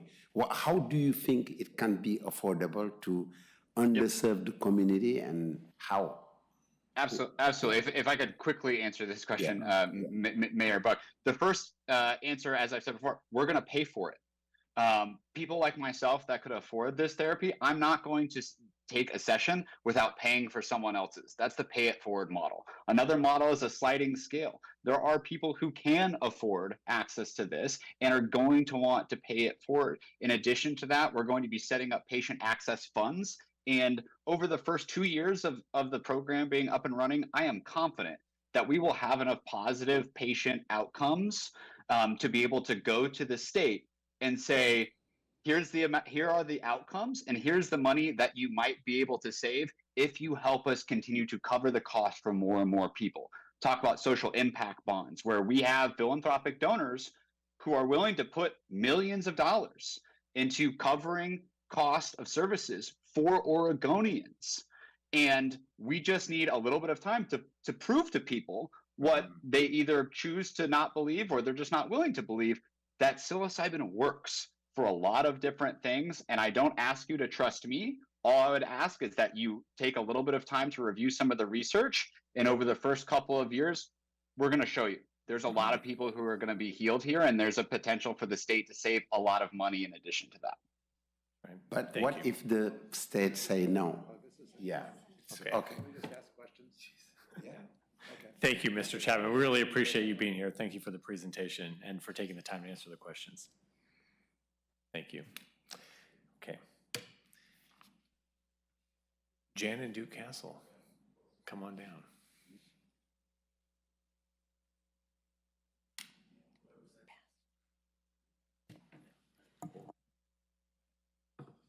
Now, so you each have 5 minutes. Is it a flowing presentation? Or just, Yeah, I may give some of my time to Jan. Yeah, Mayor. Mr. Boone wants to say Well, the way we interpret this is each person has 5 minutes. They can cede their 5 minutes to another individual. They can't, it's not like the Senate or the House, where you cede 2 minutes to so-and-so and retain your 45 seconds. Okay, which one of you wants to start? I hear you yeah. there. Okay, Jan will start. Okay, hi. Mayor Buck, members of the council, thank you for having us. Thank you for your interest in this and delving into these deep questions. I really appreciate Sam Chapman being here to give you a much fuller picture than I think you've had an opportunity to get just from the dry things that you read. I have read the material that you received from the OHA website. I am convinced this is an extremely robust process that they have set out for us to utilize. And I am questioning, frankly, the need to institute a band, buy you time to make your time, place, and manner regulations. I think we really have to keep in mind the whole reason this measure was brought to the ballot and that people voted for it, which is the human aspect. What these crises that people go through do to their lives and the lives of their families. And I know you are responsible for the city's bureaucracy, and that's important. We need rules and regulations to make our lives work well. But I don't want you to get lost in the details of that. And what I'm seeing is that it appears to you that your only option to buy yourself the time to make your time, place, and manner regulations is to institute a ban. What I'm really uncomfortable with on that is what that would mean to people who have to wait yet another 2 years to get the help that they need. People in crises don't have the luxury of time. I wonder if it is possible for you to just go ahead after the first of the year and really dig into whatever it is you need to make your time, place, and manner regulations without instituting a ban. From what I'm hearing from Sam, it's going to take time for all of this stuff to unfold. I think you have time to do that without a ban. And that means that then once your positions are in, your regulations are in place, you can then rescind your ban and let the process move forward and let people access this as soon as they're able to. If you put the ban on, then you have to go through so much more. And you open up a whole can of worms of having to explain this more to the public who already, tuned into what these folks that Sam's with had put out. And they approved this. They approved the whole idea of helping human beings. It's your job to attend to the bureaucracy, but the voters approved the idea of helping people. I just can't abide the idea of putting that off for 2 years, which is what this could turn into, in order for you to ensure that no one starts a business in Lake Oswego only on the OHA's rules, that there would be some grave danger to the community that would come from a business not adhering to the slightly more stringent standards that you would be able to put into place. I can't imagine what kind of a grave danger there would be from a slight change in the regulations that would be worth somebody's life. Because while it may seem to you like time is on your side, it is not on the side of people in crisis. And there may very well be some member of this community who just can't hang in there for those 2 years and takes their own life. So I really would urge you not to institute the ban, but just dig in and make your regulations so that you can keep faith with the voters and with people who are in need. What I would add to that is we're of the Vietnam generation. We've had family members that have suffered from PTSD. I sat in a therapy session next to a Vietnam vet who, for the first time, opened up about the horror of what he experienced. There was nothing there to help him. All I could do was hold his hand. If we'd had this therapy, and what I've heard was, there's a lot of information that you all haven't had the benefit. And Jan's right. We don't need to ban this right now. I understand you have things you need to do. For God's sake, go ahead and do them. But when you start a ban, and this could go for 2 years, and we end up going to voters and saying no means yes and yes means no, it gets very confusing. So it's very personal to us because we have people that could have, if this had existed, they could have benefited from this. You're all good people. Do you want the last legacy to be that you've banned psilocybin while the Parks Department 2 nights from now is holding a session at the Adults Community Center specifically on the benefits of this? Do we tell people at that session, well, we're sorry, the city just banned this? I don't think that's what you want to do. I think you want to study it, absolutely. But if you pass this resolution, and you might, be willing to dig in and understand what it's about. If there's any downside, okay. But if there's not, for God's sake, rescind it. This should not go to the voters. We shouldn't put this off with more vets experiencing the kind of stuff that we've experienced. So, thank you. Thank you both. Thank you. Questions, councils? Thank you. Yeah, sure. Appreciate you both. Okay.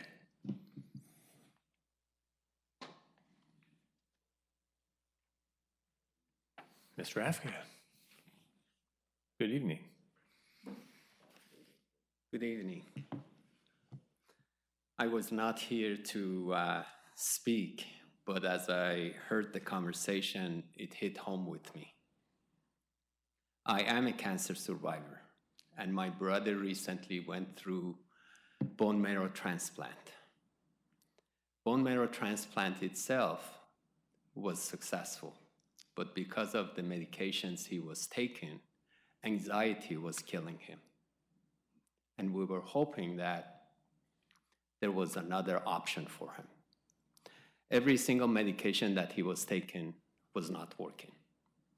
And by act of God, there was another doctor who was very familiar with how his body was reacting to these medications that he was taking, and was able to completely redo his medication and saved his life. Mental health, PTSD, depression, anxiety is real. There are patients and individuals whose body is resisting the traditional medication. I am in pharmaceutical companies. I know that. This is another therapy. This is not like you go to the weed shop and buy mushroom. This is well-controlled process, regulated, that provides options for those who cannot take the traditional medication. Veterans, police officers need this therapy. I ask that you do not pause it, rather come back to it and make the decision later. I found that there was a documentary done by a scientist who is also a journalist. It's called How to Change Your Mind with Michael Pollan. That will change your mind about how this therapy helps so many individuals who cannot respond to traditional medication. Thank you. Thank you, Mr. Afghan. Okay. Is there anyone else here that would like to testify? Okay, I'm going to close the public hearing. I appreciate hearing the personal stories from the councils and your generation, and Mr. Afghan, your brother, yourself. And, add myself to that list as someone in recovery from addiction. I know that the resources out there, especially here in Oregon, are extremely limited and very expensive. And there's lots of stereotypes, around folks who suffer from depression, who suffer from addiction, and it makes it just that much more difficult to seek help, to even admit that you need help in the first place. And we already put up a lot of barriers as a society for folks who suffer from these conditions. We put up financial barriers, put up cultural barriers. It's very difficult and it's expensive, And I appreciate hearing comments about cost, but we're not making it cheaper by sidelining, options for folks. That's not solving the problem, we're just making it worse.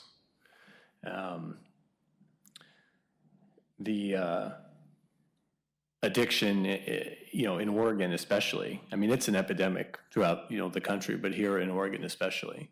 And I think as Sam pointed out, I mean, it costs the state an immense amount of money. And it's a big issue here in Lake Oswego. I mean, I think everyone has a story. Every family knows someone who's suffering from addiction, depression, even more so.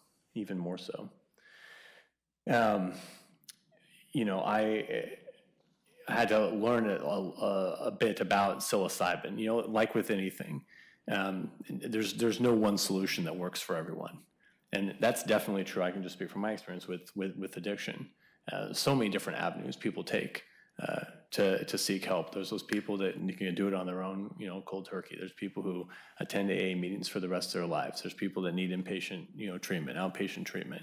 It is all. Most of the traditional medical methods are all extremely expensive, which is why we see such a problem here.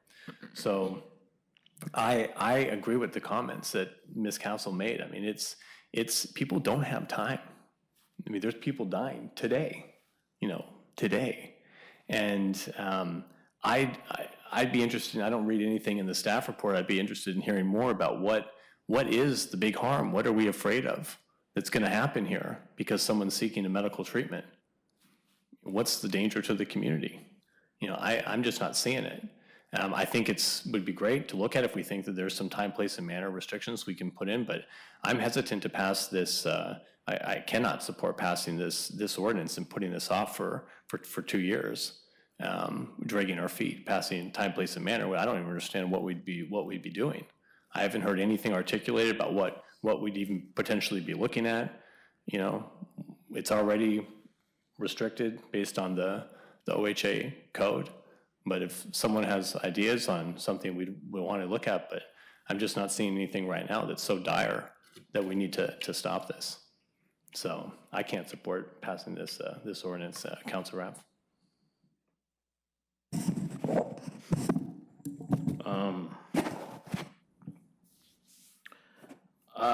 I too have dealt with addiction personally.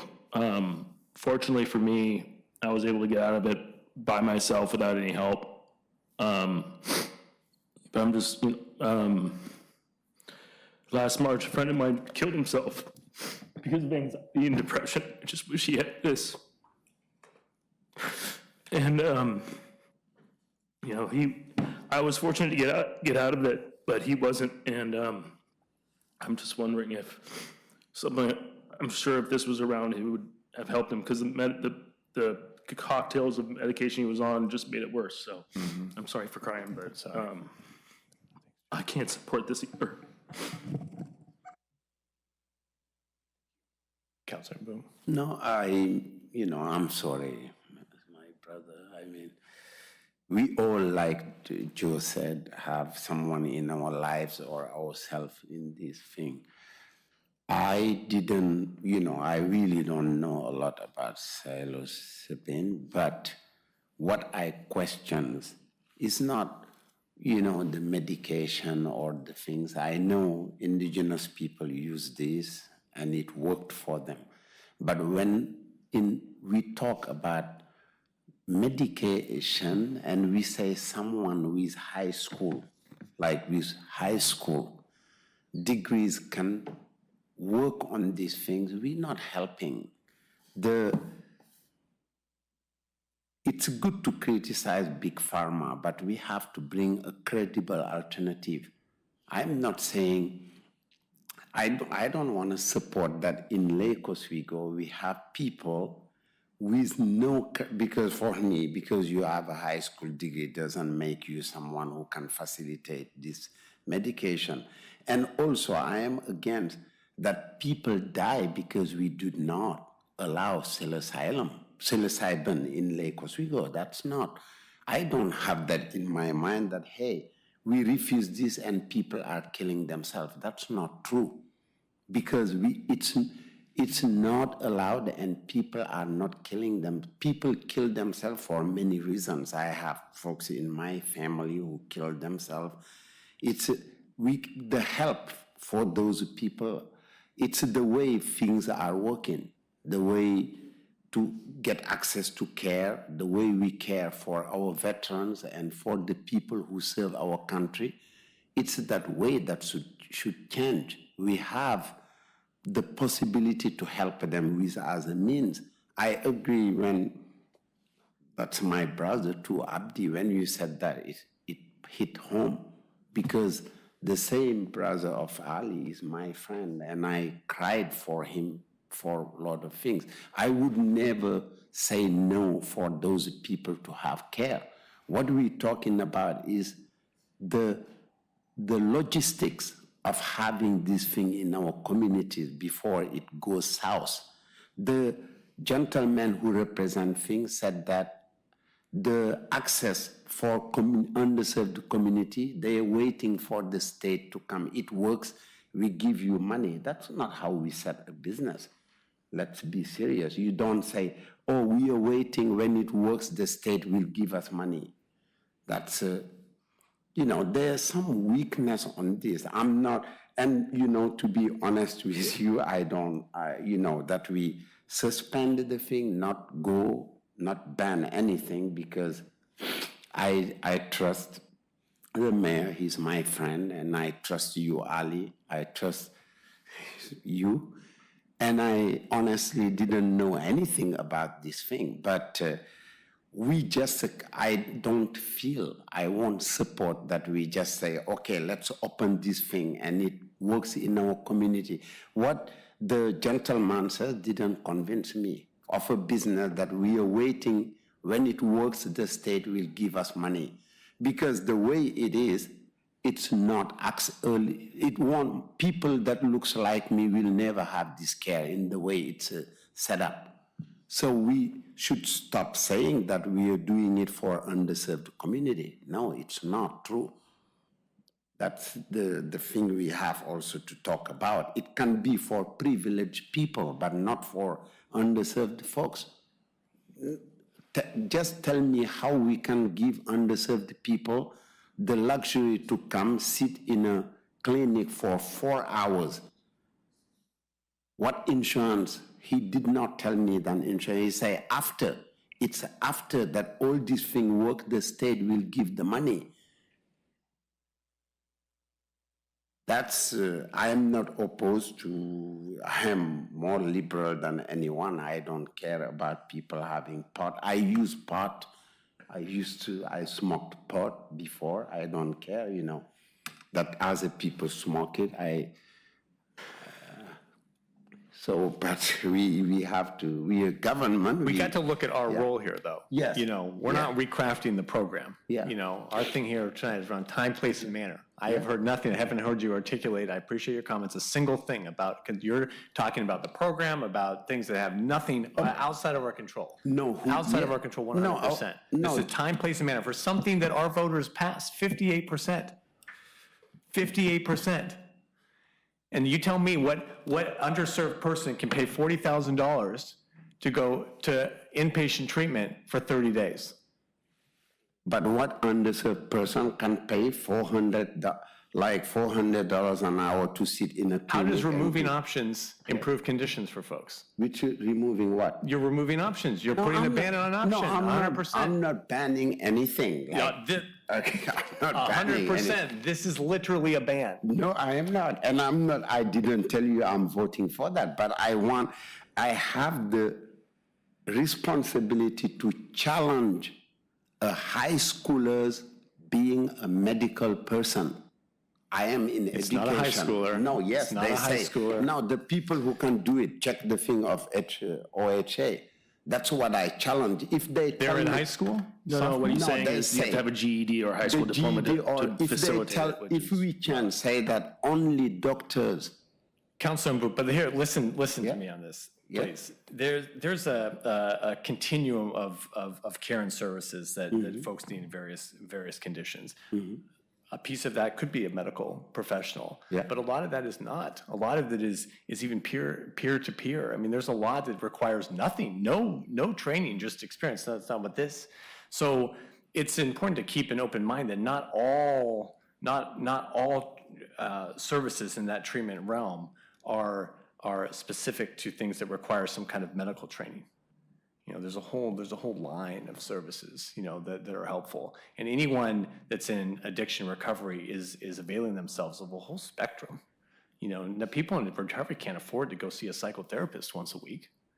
You know, they may, I mean, it's anything from exercise, you know, I'm just telling you, it's. But Mr. Mayor, that's, first of all, then it's our role to fight a society that refuse its veteran to see care because they don't have the money. And for that reason, we are downgrading the system to not medical doctors, but people who are cheaper. This is just an option in a continuum. Yeah, but just remember, it's just it's a but how about us saying we have the right? I don't know if our legal counsel say that we can say, yeah, we allow this thing on the condition that it's given by a medical doctor. We just make it more expensive. Huh? I mean, you're talking about the cost. You're just making it more expensive. No, it's so then I don't want to go to a place where we give because it's expensive that we are downgrading. If it's not a doctor, it's like your Tesla, your car. You're not going to give it to a guy who knows engine. Oh, I know up an engine. When it breaks down, you don't bring it there. Let's be. It's not a good analogy. No, it is. No, it's not. I am not going to give my body to a high schooler. You don't know. And I don't want our veteran to be taken care by a high schooler. You don't have to. No, it's not. You don't have. If you open this thing, it's what it is. It's care is given by people who are not trained to give care. That's not true. That's okay. Councilor Mans, go ahead. Yeah. So.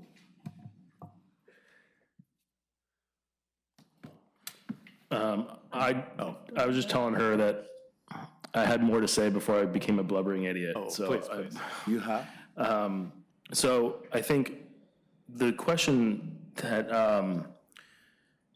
I think is perplexing those who are for the ban is, or I don't want to assume, but I think the concern for a lot of people is how do you prevent psilocybin from getting in the hands of, say, kids who could abuse it.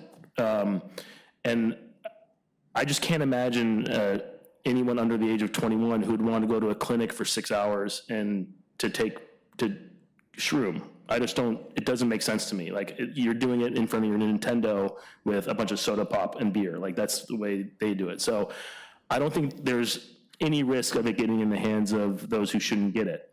I know for a fact that there is significant scientific data that shows that it does work for so many different mental health as well as physical ailments.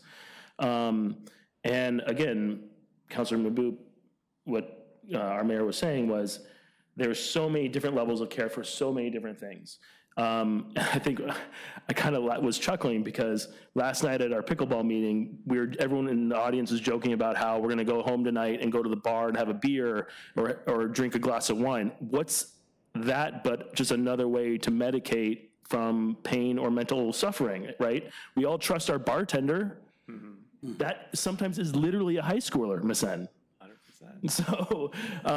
So, I mean, it's an extreme example, but I think it's a valid one. So all I'm saying is, I'm not against the use of marijuana. I know you're not. I know you're more about the process. Because if you come to my thing, you'll find I have a joint of pot that I can use whenever I want. I'm very, you know. We're not arguing about whether or not the benefits of it. You are arguing about the process and the way it's done and administered. I love that. And that's a great concern, and it's a valid concern. I think, but I think for me, and I think we should I advocate that the benefits far outweigh the costs on this or the risks. And I encourage everybody, as many as you can, to do this. It's not Measure 110.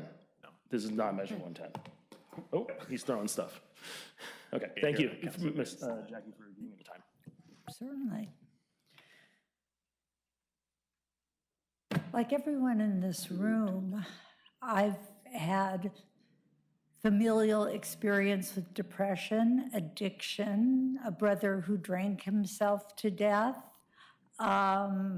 another brother who abused drugs. I mean, I know of children in Lake Oswego who have died of drug overdoses, friends of my children. I was absolutely blessed that neither of my children went down that path, but no particular place is exempt, regardless of how great we are, or affluent, or smart, or anything else. My conflict comes from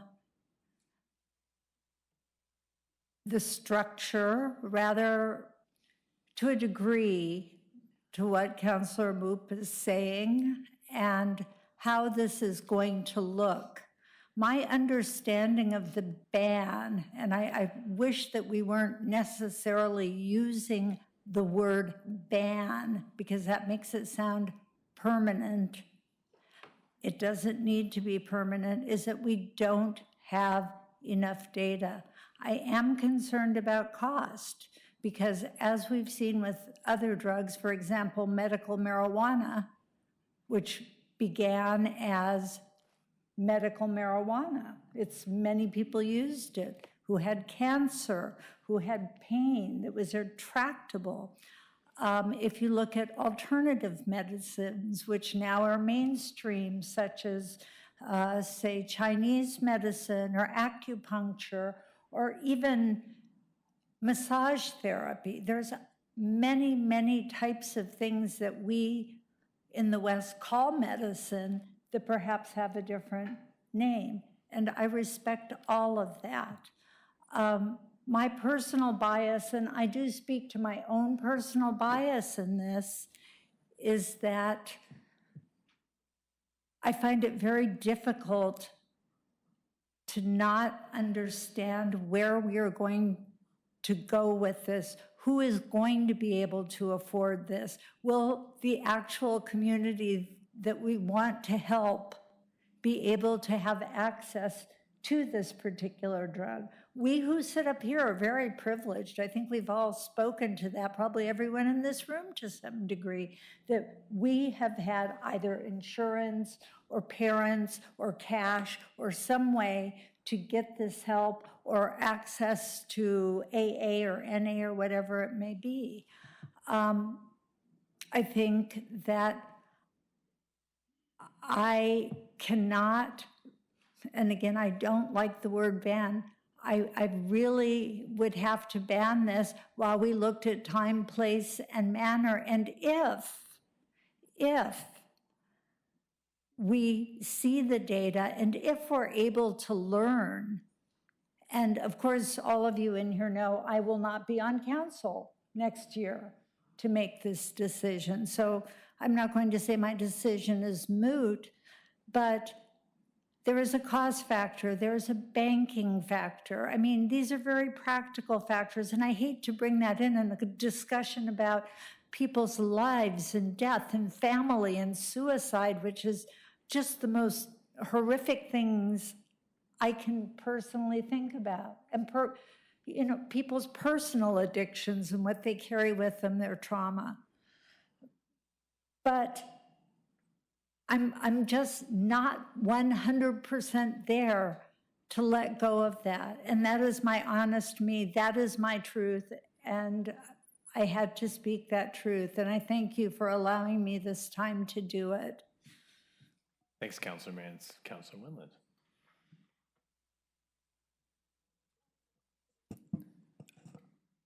To Councilor Mann's point, I feel empathy, and I'm not going to go into a lot of detail, but I guess I kind of feel I'm unprepared to make a decision from our sort of fiduciary responsibility of policy of passing this from a city standpoint. I don't know if we pass it, what are the ramifications? If we don't pass it, what are the ramifications? So I guess I would ask Mr. Boone, what is the downside if we don't pause? Can you give us the... Well, the Oregon Health Authority will receive applications starting January 2, and I don't know how long it's going to take for them to process the applications. Once they issue an application, once they issue the license, then the recipient, and I'm going to focus on the business, type thing, the service center, rather than the worker. But the service center then can locate in an appropriate commercial zone, a zone that allows that to happen. And they would then have the right to operate there under their license for the term of the license, which I think is annually. What I just tried to find out is whether they have a right to renew. I mean, what happens if we adopt a prohibiting ordinance during the term of the annual license, and then they apply to renew? Are they kind of grandfathered in, or do we look at each time? And I can't say there's nothing in the regulations would say that they would not look at that again, okay? That they would take it every time the application comes up for renewal. They should be looking at what our status is as whether we prohibit the facility or not. So to your question then, I think, I think if you decided not to take action tonight and they issued a license to a facility, and then you decided, say, in June to enact a prohibition, that business would be there at least 1 year from when they opened up until the prohibition went in, because they'd be applying again, it wouldn't be allowed. So I think that's what I think would happen. I guess I would want to verify that with the Oregon Health Authority before I tell you that will happen, that they will respect a later adopted prohibition ordinance, and that we can defer this till the next meeting and I can talk to them. The reason it's on for your consideration tonight is the 30 days is the effective date of the ordinance, and that would still get to them, then it would be effective before it would go to the Oregon Health Authority. If you delay it till the next meeting of December 6th, then the effective date is January 6th. From Mr. Chapman's statement, I doubt that they're going to issue a license by January 6th. And they would know, and we would also notify them on your date of adoption and then the effective date. Can I ask you two questions, Evan, that are factual, that follow? I noticed in the regulations, they set the hours of operation for 6 a.m. to midnight. So that might be, for example, something you'd want to consider. So if the council, leaving aside where you located it, I don't know if you really would want these businesses to be opening. You maybe would, but I don't know. So if the council decided to allow them in the future, but wanted to limit the hours of operation, could they do that without enacting the ban? Or do they have to enact the ban? I was under the impression, I could be wrong, that you had to enact the ban to be able to adopt the time, manner, and place regulations, and then you could lift the ban after you had. I thought that you had to have them in No, place. I don't think that's the case. The prohibition ordinance, if people don't like the word ban, it actually says prohibit. Okay? The prohibiting ordinance would provide the delay to adopt an ordinance on time, manner, and place. I don't think it does it. If you adopt a time, manner, and place ordinance and a person already has the license, I think then, like any business, they should come into conformance with the terms of the operation 30 days after you adopt. However, of course, there may be challenges in the process as to whether those are reasonable prohibitions. Okay, so. Right, but in essence, though, I guess for all the reasons, and I just wanted to say the testimony that we had today was very heartfelt and very meaningful to me. I would have maybe had the, Sam, in to maybe give an hour-long presentation, because I think we could have gone for a long time. I think it's a big subject, and there's just tons of questions that I have to send. He was hitting it right on the nail, where I think I would consider this as a startup business, and all the details have not necessarily been worked out, but it has a therapy value that looks like, especially if it's on the fast track or whatever, the stage 2 or whatever, I don't know all the medical things, but it has been accepted. And I have to say, we live in Oregon, we've already approved drugs that I think are, I mean, on the negative sense, we need to have somebody, Calvary, to come in and fix that.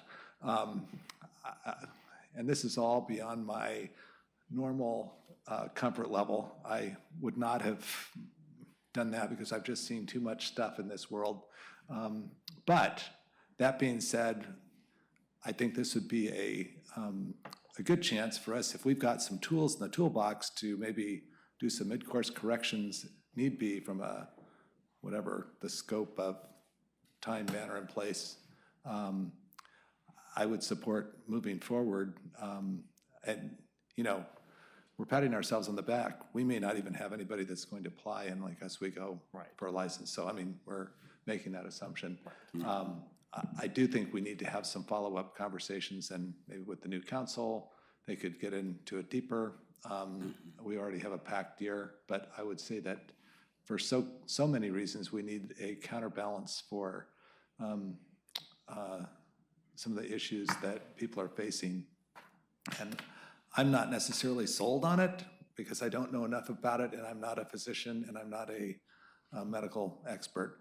But obviously, there's people that have had experience with this, and I think it gives us one more possibility to get it over a corrective action, so that maybe we are not the 50th state in the level of having the most whatever challenged population in this area. So I would support it in the sense of letting the timeline go, and if we feel that we can do some alterations, I don't see there's a huge downside to missing the deadline. But to Councilor Mann's, I do think there is a fiduciary operational responsibility that we have as council to make sure that we're doing the best thing for Lake Oswego to get this implemented in the right way. Because I will tell you, we've spent 1,000 hours on pickleball, and we've spent 3 hours on this, and this is probably life-changing. And pickleball is a world-class issue that is for privileged people to talk about. Anyway, I'll shut up. Thank you, Councilor Wendlands. Okay, Councilor Rapp. Question for City Attorney. Are we able, as a city, to implement stricter license requirements than the OHA to do business here? So, like, for example, could we, if someone wanted to have a operation here, instead of them having a GED high school equivalent, could we increase that to a college degree or some sort of further education in whatever area it is? No. Okay. They do, You could have stopped me halfway through my rambling. I always like to see where you're going. They do supersede the licensing process. Okay. We're prohibited from that, and so it's time, manner. That's it. And place. Okay. Right, that's what they allow. I would want us to respond, I guess, I'm not absolutely certain about what I've just told you. I mean, I have not researched the question as to whether or not there's a grandfathering effect and how long the license lasts, and so that there's not a year that we get to come back. So what the council could do is just continue this for the next meeting, and let me verify that, okay? And if that's the case, then don't act, type of thing. That's one to go in. But if they are grandfathered, if that makes a difference to you, then I think delay to December 6th is not going to change as if you adopted it tonight. I don't think the Oregon Health Authority would be issuing any licenses beyond that time, particularly when they know we'd already adopted the ordinance, and we're just talking about the effective date. So if we needed to, we could put an emergency clause in too, but so that would be the safest, if you will, the most secure. I would feel most knowledgeable. You'll sleep at night better. I don't want to mislead the council and then find out, nope, they're good for 5 years. Well, I don't think think that's too, the there's case. yeah, we gotta like look at what we want. Is our goal to move forward and look at any time, place, and manner restrictions? Time, place, and manner. That's what you all said the last time you talked about this, is yes, you wanted to move forward, but you wanted to give yourself But time. I'm hearing comments tonight that, Yes. that there's outside of time, place, and manner, or is the goal to refer it because we don't want it here in Lake Oswego, period. And we just gotta be honest about, because I'm hearing comments that have nothing to do with time, place, and manner. I hear you. Okay, so I'm, to my colleagues, if you don't want it here, that's fine. That's fine, but don't say I want to move forward with time, place, and manner if you really just want to refer to the voters for a ban. Let's just be honest. Right, because we, You know, yes. I'm not referring for a ban. That was probably not my intention when I said I wanted time, place, and manner. That was simply my starting point. I stick by everything that I said, but when I hear interim city attorney Boone saying, "Let me check before I give you definitive answers on this," that indicates to me that I don't know anything about anything at this point in time.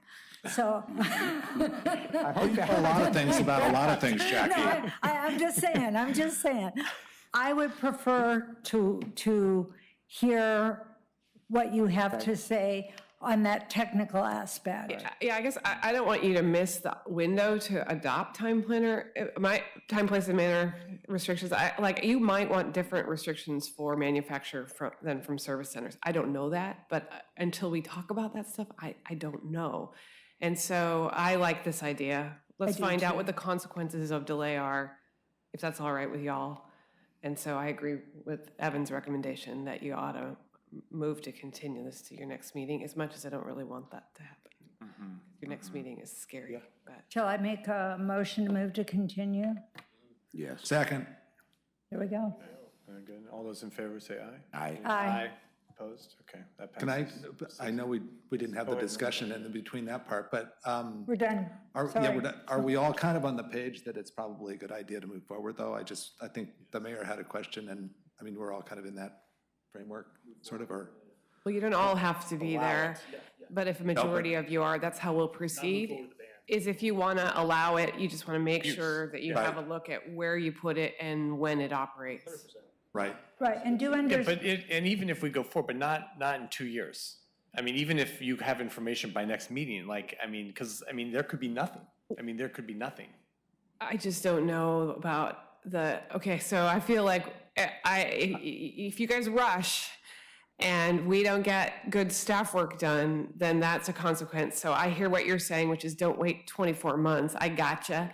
But I need you to just recognize that you have a number of other state mandates that your planning staff are dealing with. So the good news is we did a lot of this work when marijuana came to town, so we can dust off some of that work and start from there. The bad news is I don't want to promise you that this is going to go ahead of House Bill 2003 compliance or the climate-friendly and equitable communities rules. We just have a limited amount of staff capacity, so we'll give you an estimate of how long it'll take us to do this. Well, I mean, well, sorry, Martha. I mean, at minimum, we could be looking at a map that has the state mandated, and I mean, I'm sorry, that should be presented to us tonight as part of this. I mean, it's kind of, to me, it's unacceptable that we are looking at a ban and we don't even have an idea of where it would be. I mean, we have no materials here. We don't know what things we should be factoring in, why we would want to be looking at it, and we just have no information.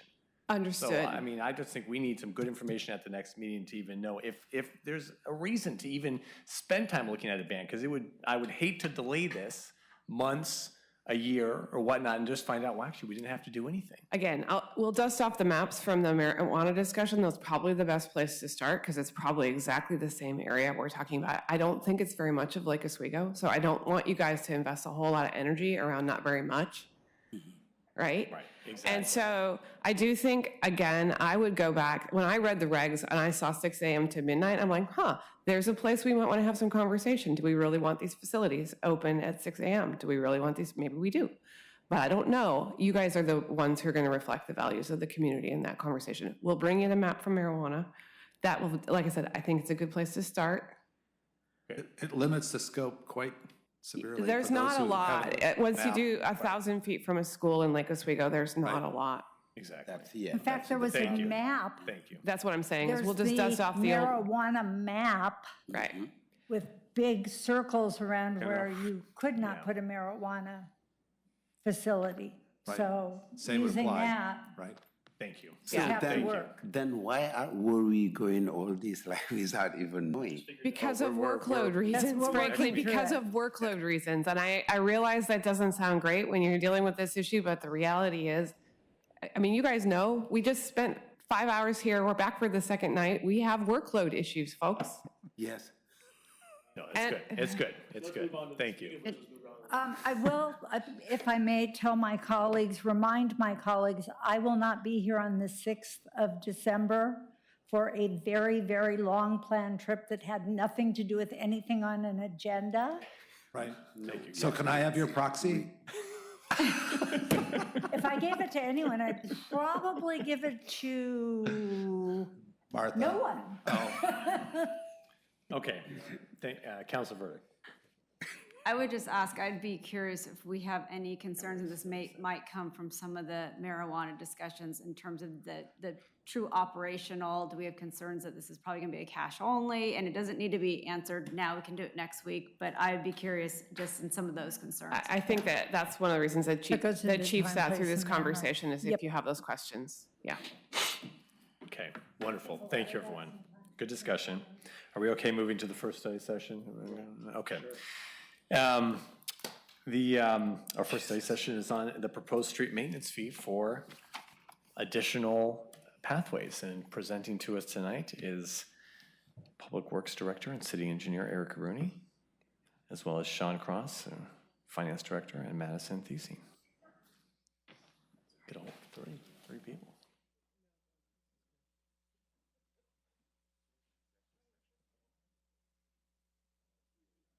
Yeah, oh, yeah. Okay. I don't know what they're going to talk about.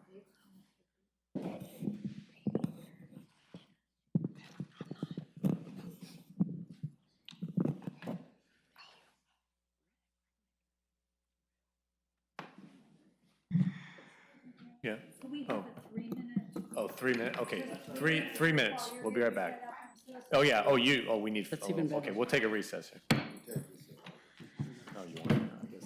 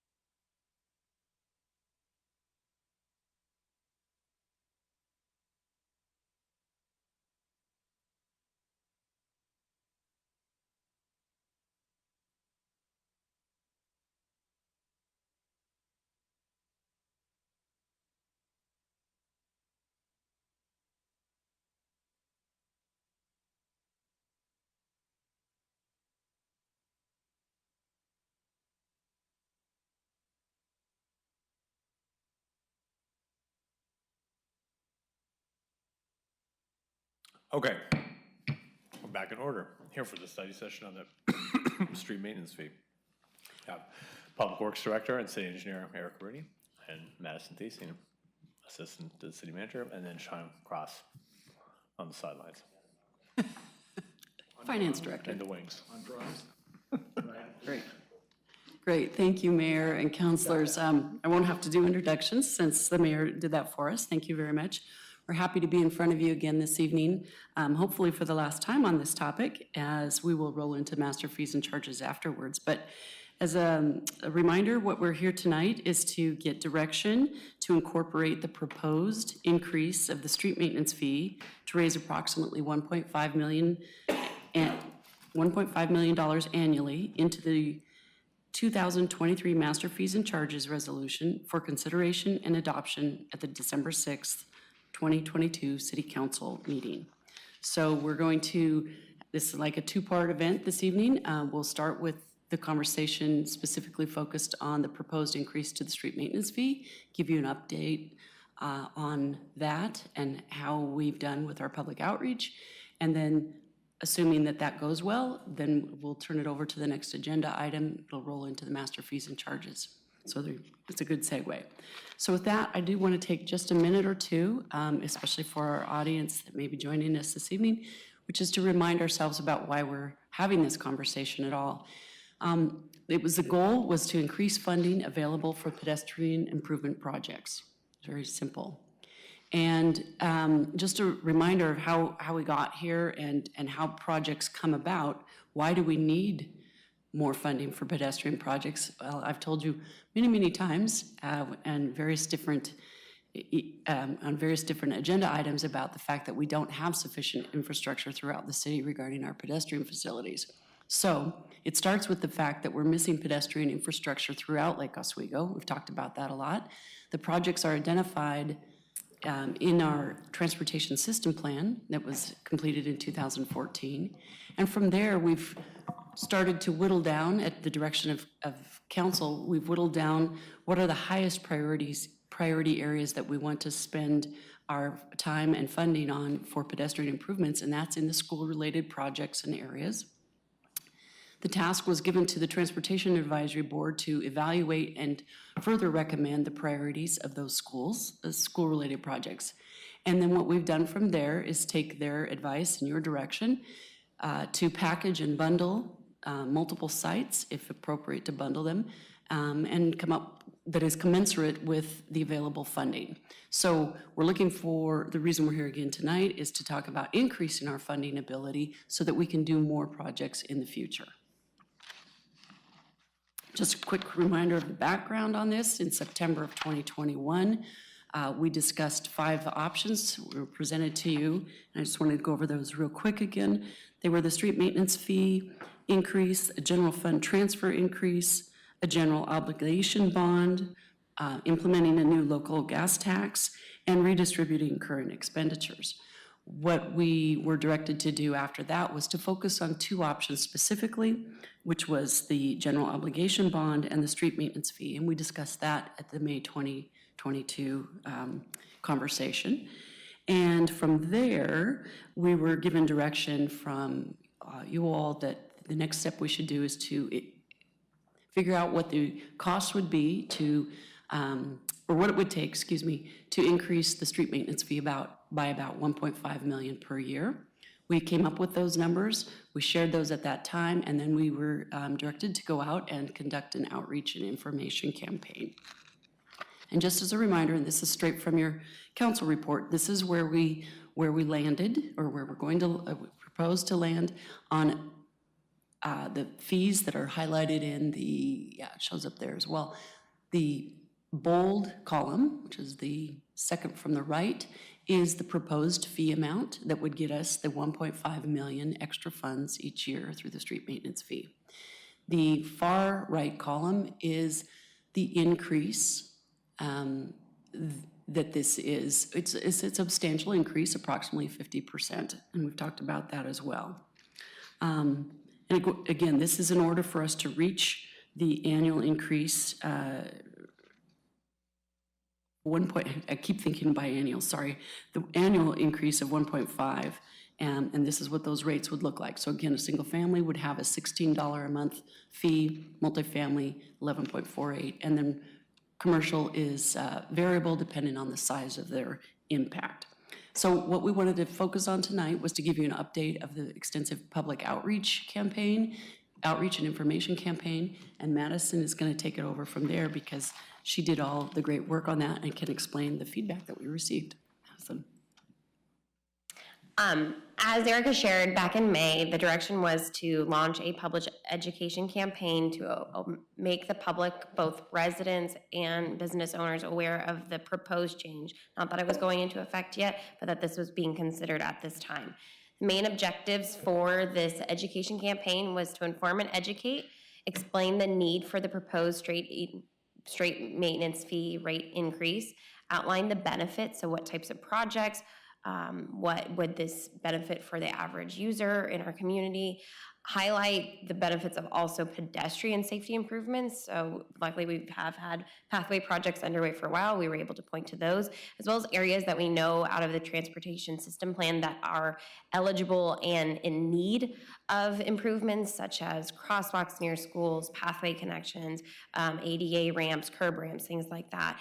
And then lastly, the direction from May was also to monitor the community response. And that was really kind of the gauge of how much feedback were we going to be getting? Was it going to be a lot of people saying this is too expensive? Just kind of gauging what the response was going to be. So through the public education campaign, we had that run from September to November in anticipation for this meeting. The idea was to wait until September when people were back from vacation and back in school and in their normal routines. This was achieved through, and this is outlined in the council report, but there were hello articles, the lowdown, social media, Nextdoor, YouTube videos, utility billing information on the accounts, Lake Oswego review articles, direct outreach through also the school district, the chamber, as in our partner organizations.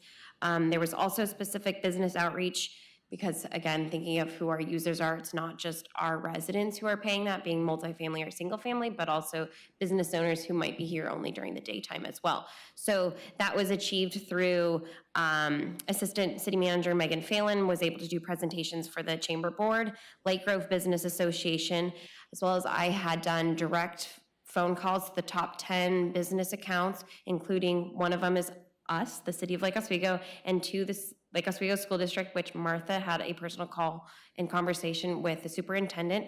In addition to those top 10 personal touches, we also sent letters to the top 200 business utility accounts.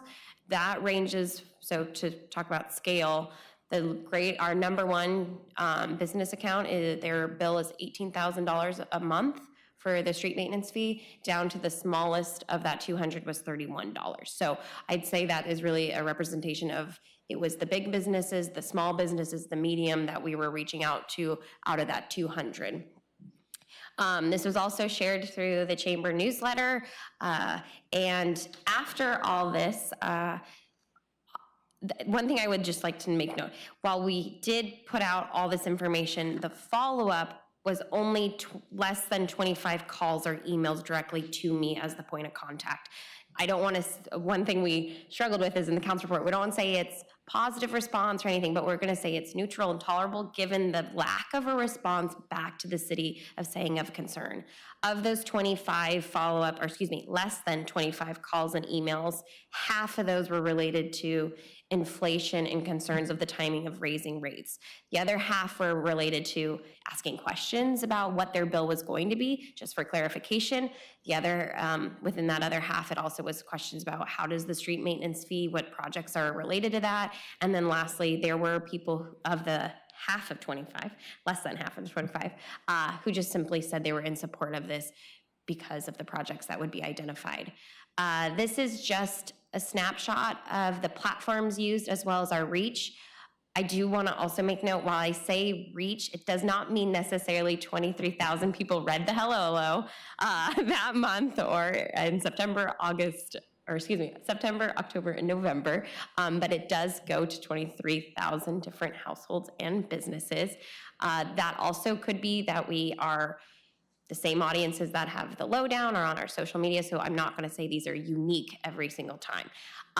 In addition to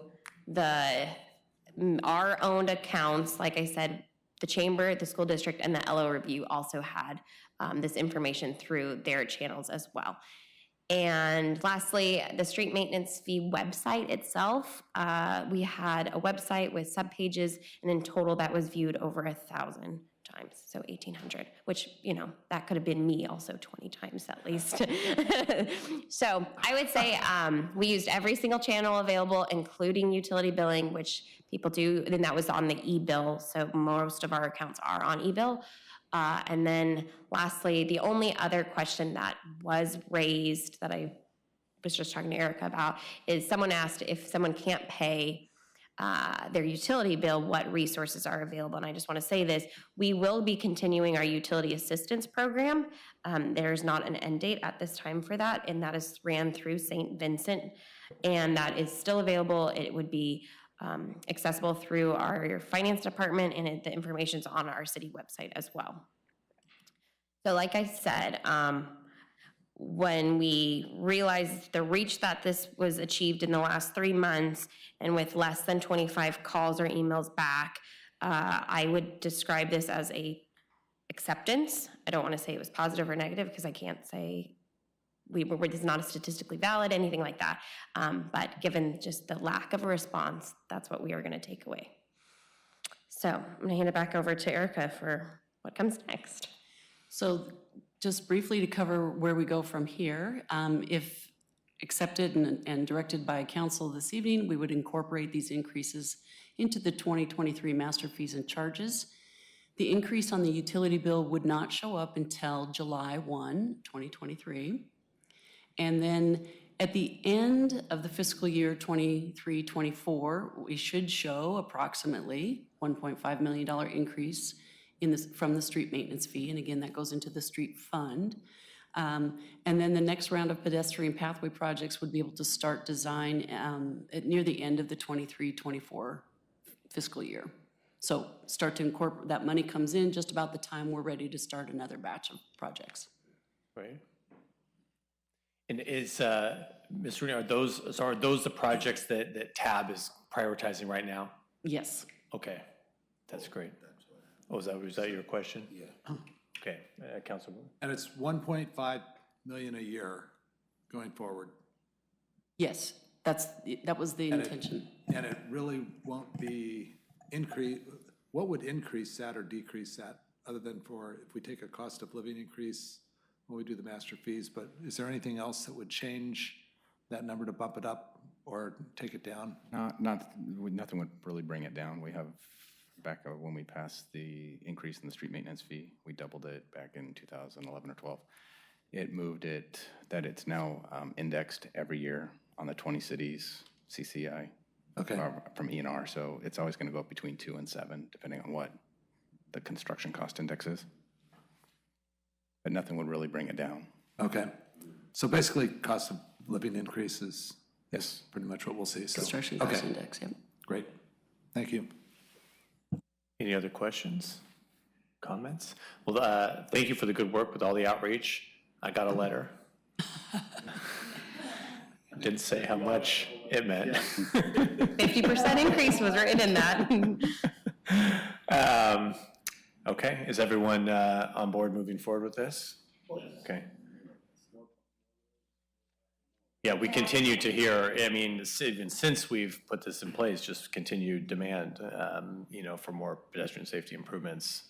Obviously, there's no more than this will ever fund. No end of need, that's for sure. This is better than nothing. But the money, so we got to do it. Well, that's right. That's right. Well, and the good thing is by, let's see, 100 million divided by 1.5, we should be done by the next century. Hey, it's better than we were That's 5 right. years ago, Exactly. okay? Exactly. Yeah.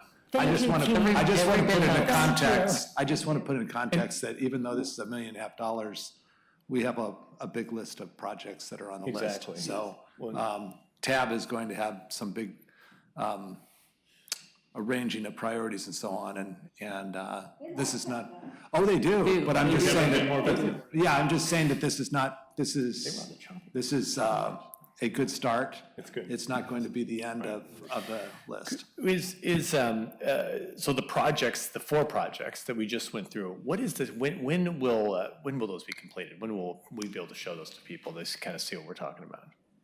To To the share them? residents, as we talk about this program, say, and these are the example of the kind of projects, that we're doing, the Douglas Way, the Lanewood, the Allen. So we'll go back out to the residents, I think, on that 4-pack that was here just a couple weeks ago. We'll go back out to them and share with them when we get a little bit more firm design. I don't have a date for that, but that's probably in the January, February range. And I think the goal was to maybe start construction next fall. Okay. Yeah.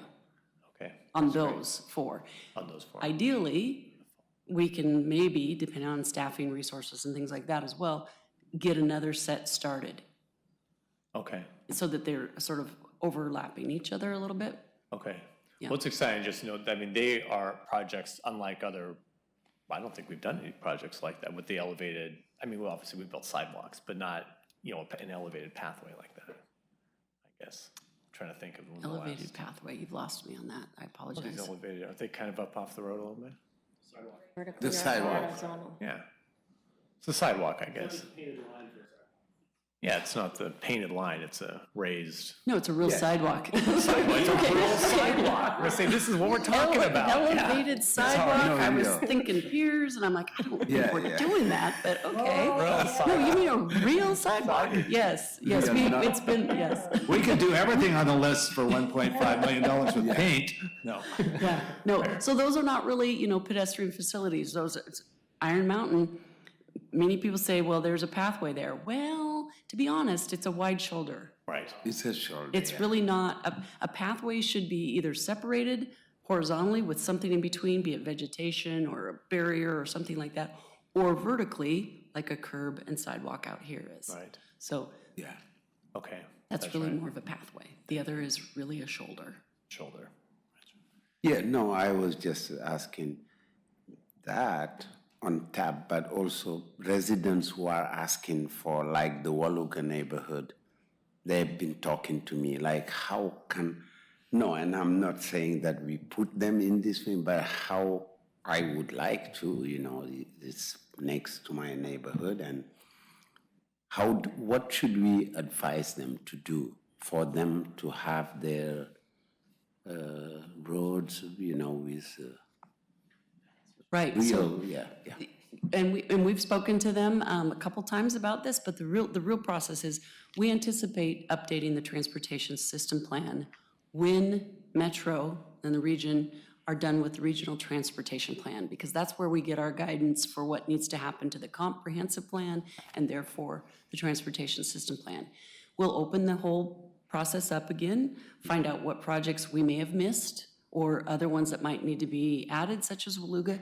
That would be the time that Waluga would come into the listing and be on the list with a couple hundred other projects, but at least it would be in the plan at that point. Okay, and Sean, and Martha probably is there is no way on the Biden administration infrastructure bill more money that we can, because it's infrastructure. We cannot do this like Councilor Wendland say, it will be 100 years. Most of those programs are grant programs, and so we will have to apply for grants. And frankly, because of the affluence of the community, we're not very competitive. We need more Title I schools, essentially, to be more competitive than we have. But now we have. We do apply for grants a lot. Sometimes we get them, but often we don't score as well as communities that have higher poverty rates. I know. That's not fair, I mean. Well. Yeah, okay. Yeah, I know. Reckoning is very good. So Looking for grants. We do try. We've tried The team is good. Do you need a motion for this? No. Okay. Okay. So I just saw that here. Okay. Well, we suggested move to direct did see staff. it. I Yeah, had that would as you like- recommended language. That might be good so that it segues into Okay. Mr. Cross's presentation. Would, okay, well, I'll just go ahead. I'll move that we direct staff to include a proposed increase in the street maintenance fee in the 2023 master fees and charges resolution scheduled for a public hearing at the city council meeting on December 6, 2022. Second. All right, any more discussion? Okay, all those in favor say aye. Aye. Any opposed? All right, motion passes 6-0. Thank you very much for your time. Thank you both. And now we have Director Cross. Going to segue into the broader topic here of all master fees.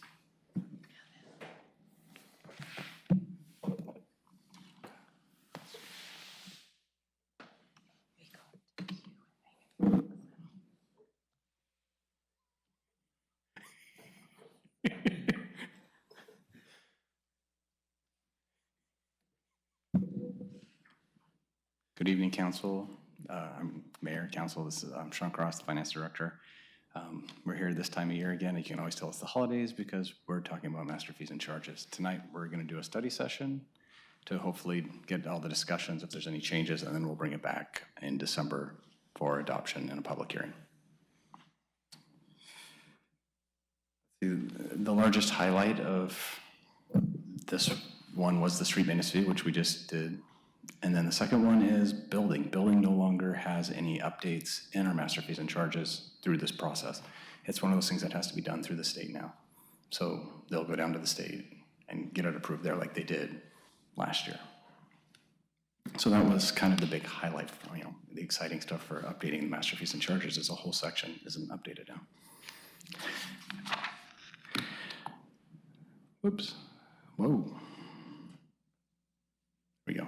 So here we are with the indices that we get every year, just kind of the highlights here. We now fall under the Western region. We've done that for a few years now since the Bureau of Labor and Statistics has gotten rid of the Portland metro area. So like for the last 3 or 4 years, we've fallen under the Western region. But again, it's pretty high. It's at 8.5%. Another big key there was the energy prices that they did for the Western region was 36.6. This is primarily due to gasoline once again. Some years it goes down, so that energy prices actually is a negative number, but then it's pretty volatile. And then the other two indices that are up here are from the Engineering News and Report. We primarily use the construction cost index for the 20 cities for almost everything within the utilities, except one zone of benefit, which uses by resolution that we use the Seattle construction cost index, so we have to put that in there.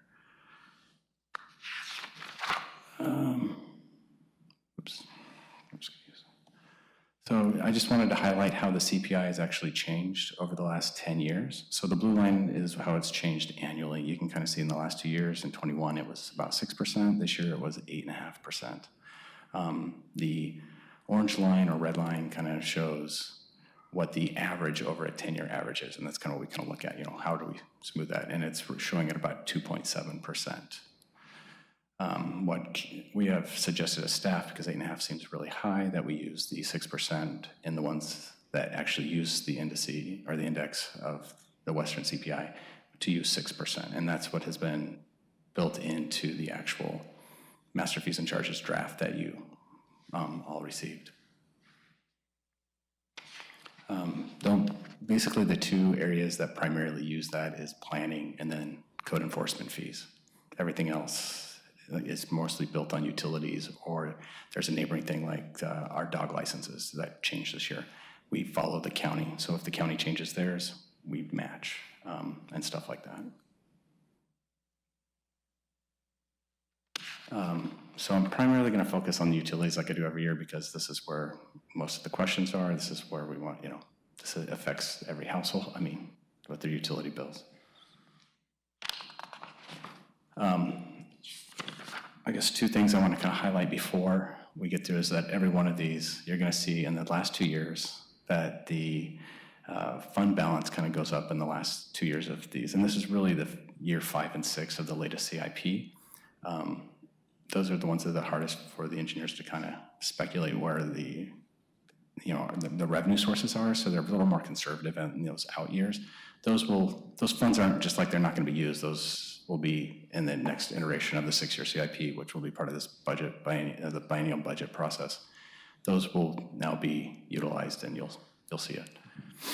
And then the other one is, all of these do have the ARPA funds built into them and the estimated time of the projects in them. So what that means is that will also bring up the fund balance, because now our engineers are focusing on ARPA funded projects, and then our utility fees are now going to actually be growing, and and the ability to actually do bigger projects. So with stormwater, it's still the same 7% increase that we've been doing ever since we had the Clean Streams program. It was our smallest utility. It was the one that had the hardest time doing all the projects in town that we have. It usually gets a bailout from the general fund when something goes wrong. And so, and it's also the one that actually, under the one dig policy, gets used at the same time as the other ones, like on Wembley or on D Avenue or now on Lakeview Boulevard. It usually goes at the exact same time.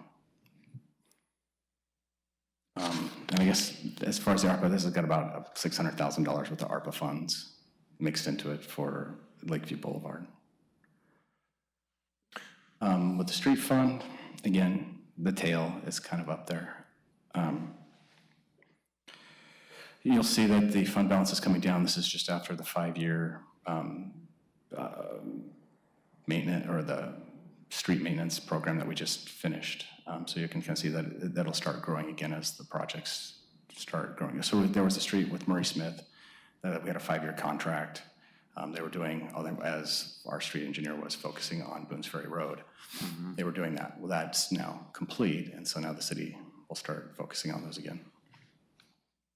So, Mr. Crowd, I'm sorry, so why do we hold such a high fund balance in the sewer, or excuse me, the stormwater?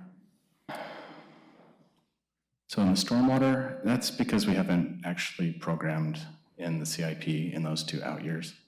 There's plenty of projects. There's $14 million worth of projects unfunded in the last CIP.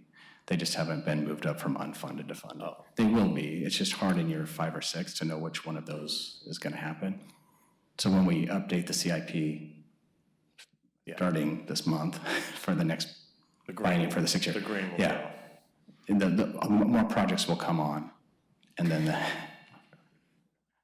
it's just, you can make sense. You can do year 1 and 2 pretty easy. Year 3 and 4, it's kinda. Year 5 and 6, it's a little more iffy. And you'd hate to put something in a funded column to then have to, in year 6, and then have to move it out because some other project became more important, and then so we don't do that. Okay, thank you. That makes sense. Again, here, the fund balance is growing primarily because we have about a $5 million worth of ARPA funds that we're focusing on utilizing between the North Shore Bridge, the corridor analysis project, and then about $3 million on Lakeview Boulevard. So just so there's no confusion, we have more than enough projects. We will be spending this money. Oh, yeah, this is not some giant surplus. No, I mean, you can kind of see back the year prior, then you're saying here, in 21-22, we spent over $10 million in 1 year. So there's plenty of projects to be done. Sewer is kind of the one that's a little more interesting. It kind of comes down, but it anticipates the eventual completion of the interceptor sewer for the foothills into a new plan, either from Portland or from the P3, however that goes. But anyways, that's kind of, you can kind of see the green bar in 25-26. That's actually the completion of that interceptor sewer. It's like over a $10 million project.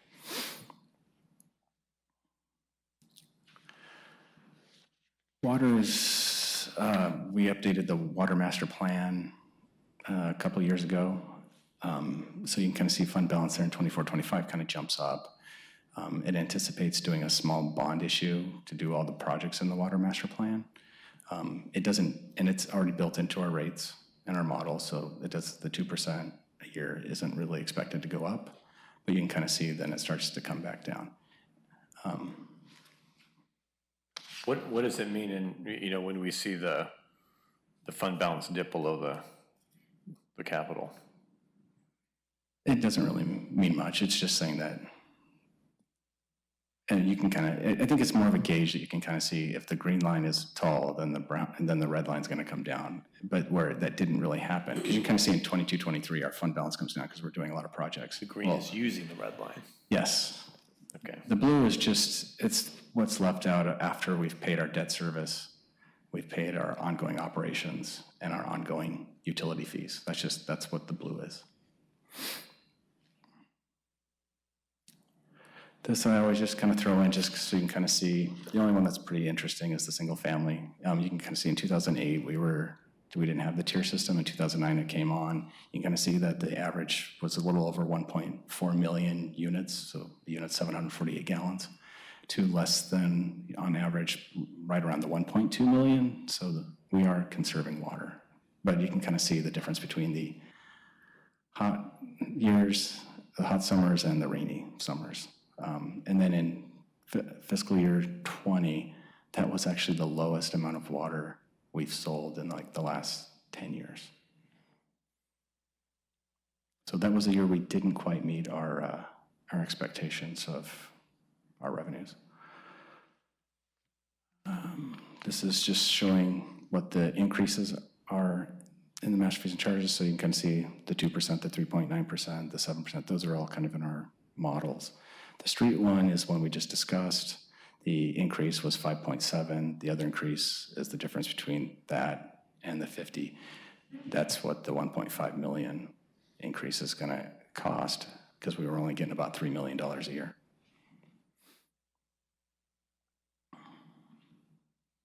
And this is kind of what we anticipate for the next couple of years.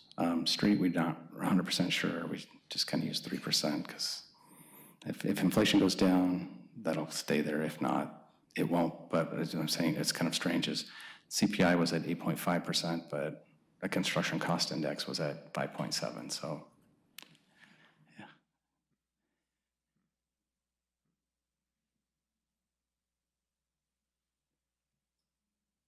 yeah. Any question? Yeah, I'm sure.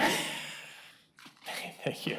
I had a couple questions. What in the section on, I think it was in the planning department section, there was a whole in the tree section. There was all these red lines through the enforcement fees. Just lucked out that. Look who's here. Oh. Hi, good evening. Bill Youngblood, Senior Code Enforcement Specialist with the Planning Department. So as part of this document, we are asking to add more enforcement fees into the fee schedule than what we have currently. And so as part of that, they were also grouped together better than what they've been in the past. And so that's why you'll see the red lines through the violation fees. They actually weren't taken out. They were just moved to and put together in another area. Okay. So where did they move to? So they should be on. Oh, thanks, Mark.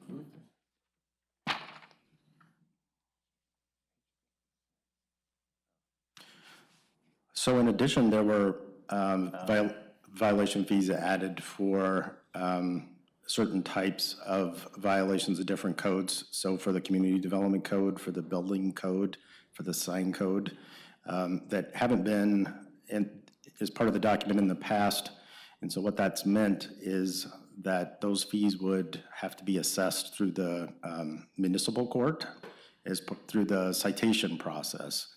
And so by adding these fees into this document, similar to the way the violation fees for the tree code have always been, or for many years have been part of this document, it just allows us more flexibility in getting compliance for some of these violations that occur, but without taking them through the very time-consuming process of the citation process.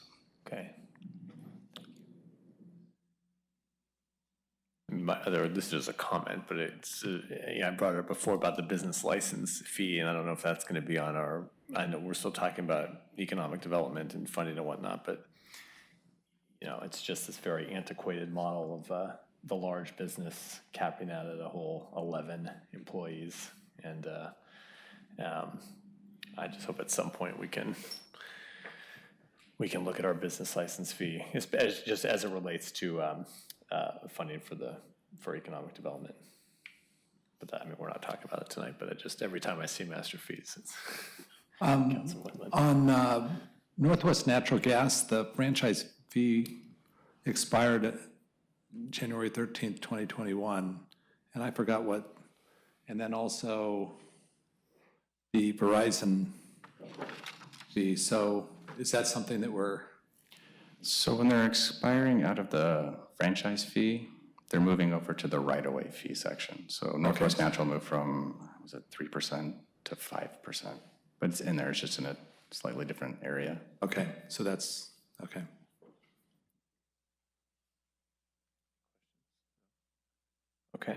Okay, thank you. No further questions.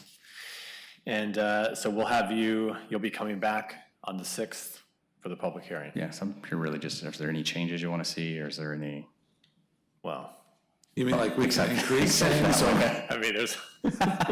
No. I think they'll have to be handled through other processes, though. Okay. I know some of us have questions on some enforcement fees, but not tonight. We'll deal with it later. Okay. Thank you. Thank you. Thank you. Appreciate it. Thank you for being here. Okay, so real quick, we put a letter. Martha and Madison helped put this in. I'm sorry, it was emailed out just during the meeting. That's my fault because I just put it together today. But Clackamas County has the opportunity to buy a motel property using more project turnkey grants. This is Clackamas County's opportunity to provide overnight shelter.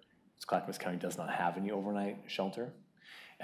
So this is not, no tax dollars, this is grant funding, and then this also allows them to expend the supportive housing services dollars to program those dollars. So anyway, I put a letter together just of support for them purchasing it. We don't know what they're likely, they operate an executive session around, so we don't know what they're looking at, but we know that they're no idea. But we know they're looking at, in unincorporated Clackamas County, that's all we know.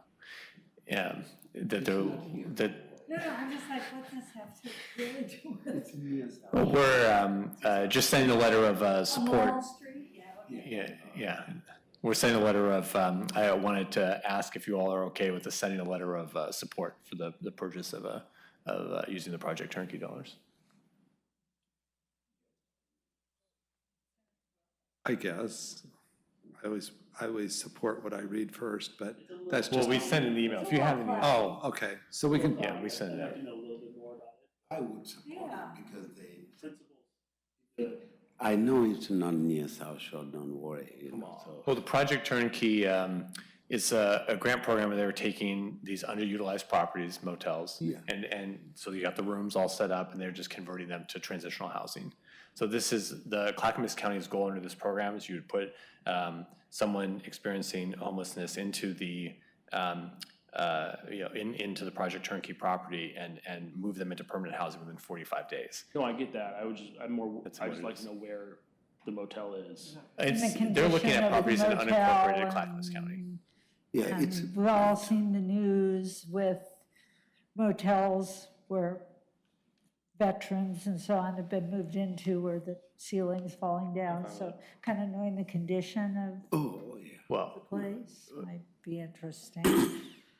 Well, I'm sure the Board of County Commissioners will. I'm sure. Be responsible stewards of the program. It's just giving support. Again, we do not have any overnight shelter. Aside from limited family shelter, domestic abuse shelters, no overnight general shelter for people experiencing homelessness in the county. So if we want to provide options for people to sleep, this is what we. Yeah, no, You know what I I mean? am 100% for it. Want to provide options. Yeah, wherever it is. Otherwise, you know. Yeah. Yeah. But take a look. If anyone has any big objections, just email No, me, not please. really. Okay. No objection. It's not a bad thing. Know It's a what it good looks thing. like. It's a good thing. It's a good thing. That went It's a over good like a thing. lead balloon. Does anyone have any, I will, just a update from MPAC, Tigard is coming in with a large, an expansion of the urban growth boundary called the River Terrace 2.0. It's a big middle housing, has some mixed use kind of commercial multifamily. I don't know how many residents, I can't think, it's large. But anyway, so that's land coming into the UGB. So MPAC went through an exercise in making a recommendation to the Metro Council on what land to remove from the UGB. And it's land that will just become urban reserves, much like the Stafford. So land that's in the UGB now, it will just become urban reserves. And MPAC's recommendation was to remove a portion of land kind of out in the Damascus area and a portion of land adjacent to Oregon City.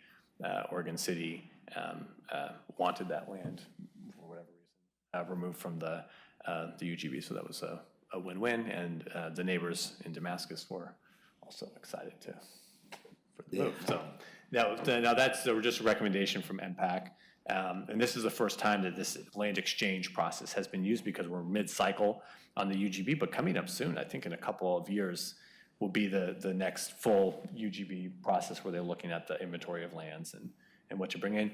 Our Clackamas County, the Board of County Commissioners did object to this land swap. They're more interested in finding out ways, though, to increase more industrial and employment land in Clackamas County, which this didn't remove any industrial or employment land. This is all residential type properties, and out in Damascus, a lot of it's existing farmland, but there's some pre-existing development out there. So that's what we've had. And then work continues on the update of Metro's update of the 2023 RTP. Yeah, 2023 RTP. And then that, when Metro updates its RTP, then we will also update our RTP. So TSP. Yes. STP, lot of TSP, TLA, whatever. I know, these acronyms. Huh? Yeah. But what's it? TSP is a system. TSP. Or Oh, yeah, they have the RTP, we have the TSP. You Yes, have that's TSP, right. That's right, the RTP. Regional Transportation Plan. But there's lots of good information. To Councilor Boop's point, I mean, all of the work around, there's lots of work around equity in the region, and that is one of our challenges here. Is, of course, we do have portions of our community that are underserved, but in the broader map, it's there's no bubble for us, so when it comes to making those regional investments, and we see it in really the most dangerous situations. They're looking at where are these really serious traffic accidents, where are people dying, and as we know, they're not dying on our streets. We haven't had any traffic fatalities. It's not to the same degree that that they are experiencing in other areas. So that's the region as a whole is looking to make those investments to improve the safety in some very deadly parts of the town where people don't have a lot of good transportation options either. And what is the city doing with the TriMet move of cutting some lines to Lake? We were going to bring them to talk to us. Yeah. I think our plan is to bring them in to talk to us. I just think we have not gotten that scheduled yet. No, and it's not all, there's some. It's not all bad. And I know that there also will be some conversations about circulator service in Lake Oswego, but really the only area that's completely losing service is South Shore. Actually, some of the other changes in lines will actually enhance service in parts of towns. They'll cut lines, but enhance service, so it's not all bad news. Yeah, there's some good changes.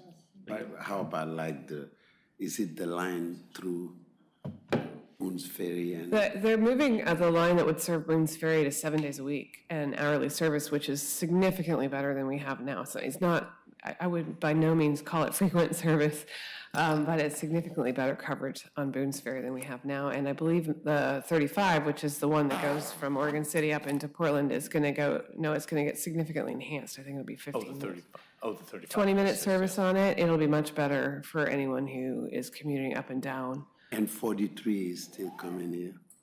That's what I mean, is the service on Highway 43. Yeah. Yeah, that's the 35. But as I say, I think the only service we completely lose is the service on South Shore. South Shore. And TriMet's reasonable, reason for that is that we have an average of 1 boarding an hour on that service. So that's, I mean, that's the average. So that means sometimes they're running that bus empty. Well, and the broader, and Councilor Verdict knows attending the meetings too, I mean, the broader conversation always from Clackamas County is around the fact, I mean, we are the less dense of the three counties, and transit is just a huge issue for all the communities. I mean, we hear from our neighbors in Happy Valley, and, you know, Milwaukee is a little bit closer, they have the max line there, but, you know, Westland, Oregon City, everyone's in the same boat. It's a challenge, you know, very car dependent. Contribution is significant. In TriMet taxes, we bring that up every time. Councilor. We should. Councilor Mann, Susan. Yes. I just wanted to give a shout out to the mayor, Councilor Verdict, and myself, who attended the swearing in of our 3 new officers today, as well as a new sergeant. It was a short but extremely sweet ceremony. Congratulations to our new officers and our sergeant, and many thanks to the chief for leading the event, and our city manager for swearing everyone in. It was excellent. Great. Councilor Burdick and I went to the Clackamas County hoo-ha-ha dinner. You know, the dinner that we think everyone should go to those. I think it was pretty informative. It was in Milwaukee, and we saw their new library. They showed that off, and I will tell you, it was an interesting story how they got it, but what a great facility. And as the library committee starts revving up, we should definitely go out and look, because they had some concepts, I think, that were creative, and from an architectural standpoint of view, and usability and everything, it just, but it was an interesting process that they went through, and they got it funded, and they're, whatever, half our size, or, but the library is a lot, I don't know what our square footage is, but isn't it? 27. Ours is 27,000, and theirs is about 20,000? No, theirs is, I think, 18. 18? So it was around 10 different. Right, but it definitely was a great facility, and anyway, it's kind of nice to go and see other people's projects and so on, so. Well, while I was away out of town, also looking at in a smaller town, they had built a new library that they were so proud of, and it was very uniquely designed, that they were running a foot, race. They had a run through the town, but the run went through the library because they were so excited about it. People actually had a run as part of the course, in and out of the library. Did you have to take a shower first before you entered, or? No, I mean, it's like the run just went, that was part of the course, in and out of the library. And They wanted people to see it. I saw today the Hillsborough utility, and I say, wow, Anthony has nothing to, like that. Ours is wonderful. What did you see? The utility work, public work facility. Oh, yeah. It's a big, but ours is cooler. So they have a better library there. We have a better utility, and there it was good. I was proud of ours, and say Anthony should go, Anthony. And we went to the celebration of Veterans Day, and I was happy to be with the guy who beat the world record on altitude that no one has beat yet. No one got, they went with a plane as high 45,000 feet? yeah. Wow. And, and the guy lives in here and he's a veteran, so I was very impressed. And our mayor being a veteran, we were also proud we were there, so. It was nice. And Martha It was a good, Martha was there. Yeah, it was. Yeah, gotcha. Nothing? Okay, thank you, everyone. We are now going to meet under the authority of ORS 192.6602E to conduct deliberations with persons designated to negotiate real property transactions and to consider records exempt by law from public inspection. Oh, maybe that was what Evan was going to read. Okay. I'll incorporate those remarks. Representatives of the news media and designated staff are allowed to remain and to attend the executive session. All others asked to leave the room. I think I only see one. Representatives of the news media are specifically directed not to report any deliberations during executive session, except state general subject of the meeting. No decision will be made, and at the end of this session, I think the council will adjourn. Yes, this will conclude the broadcast portion of the meeting. So we will just take a brief break to turn off the cameras, and we'll be reconvening right here in this room. Thank you. What is that? Executive.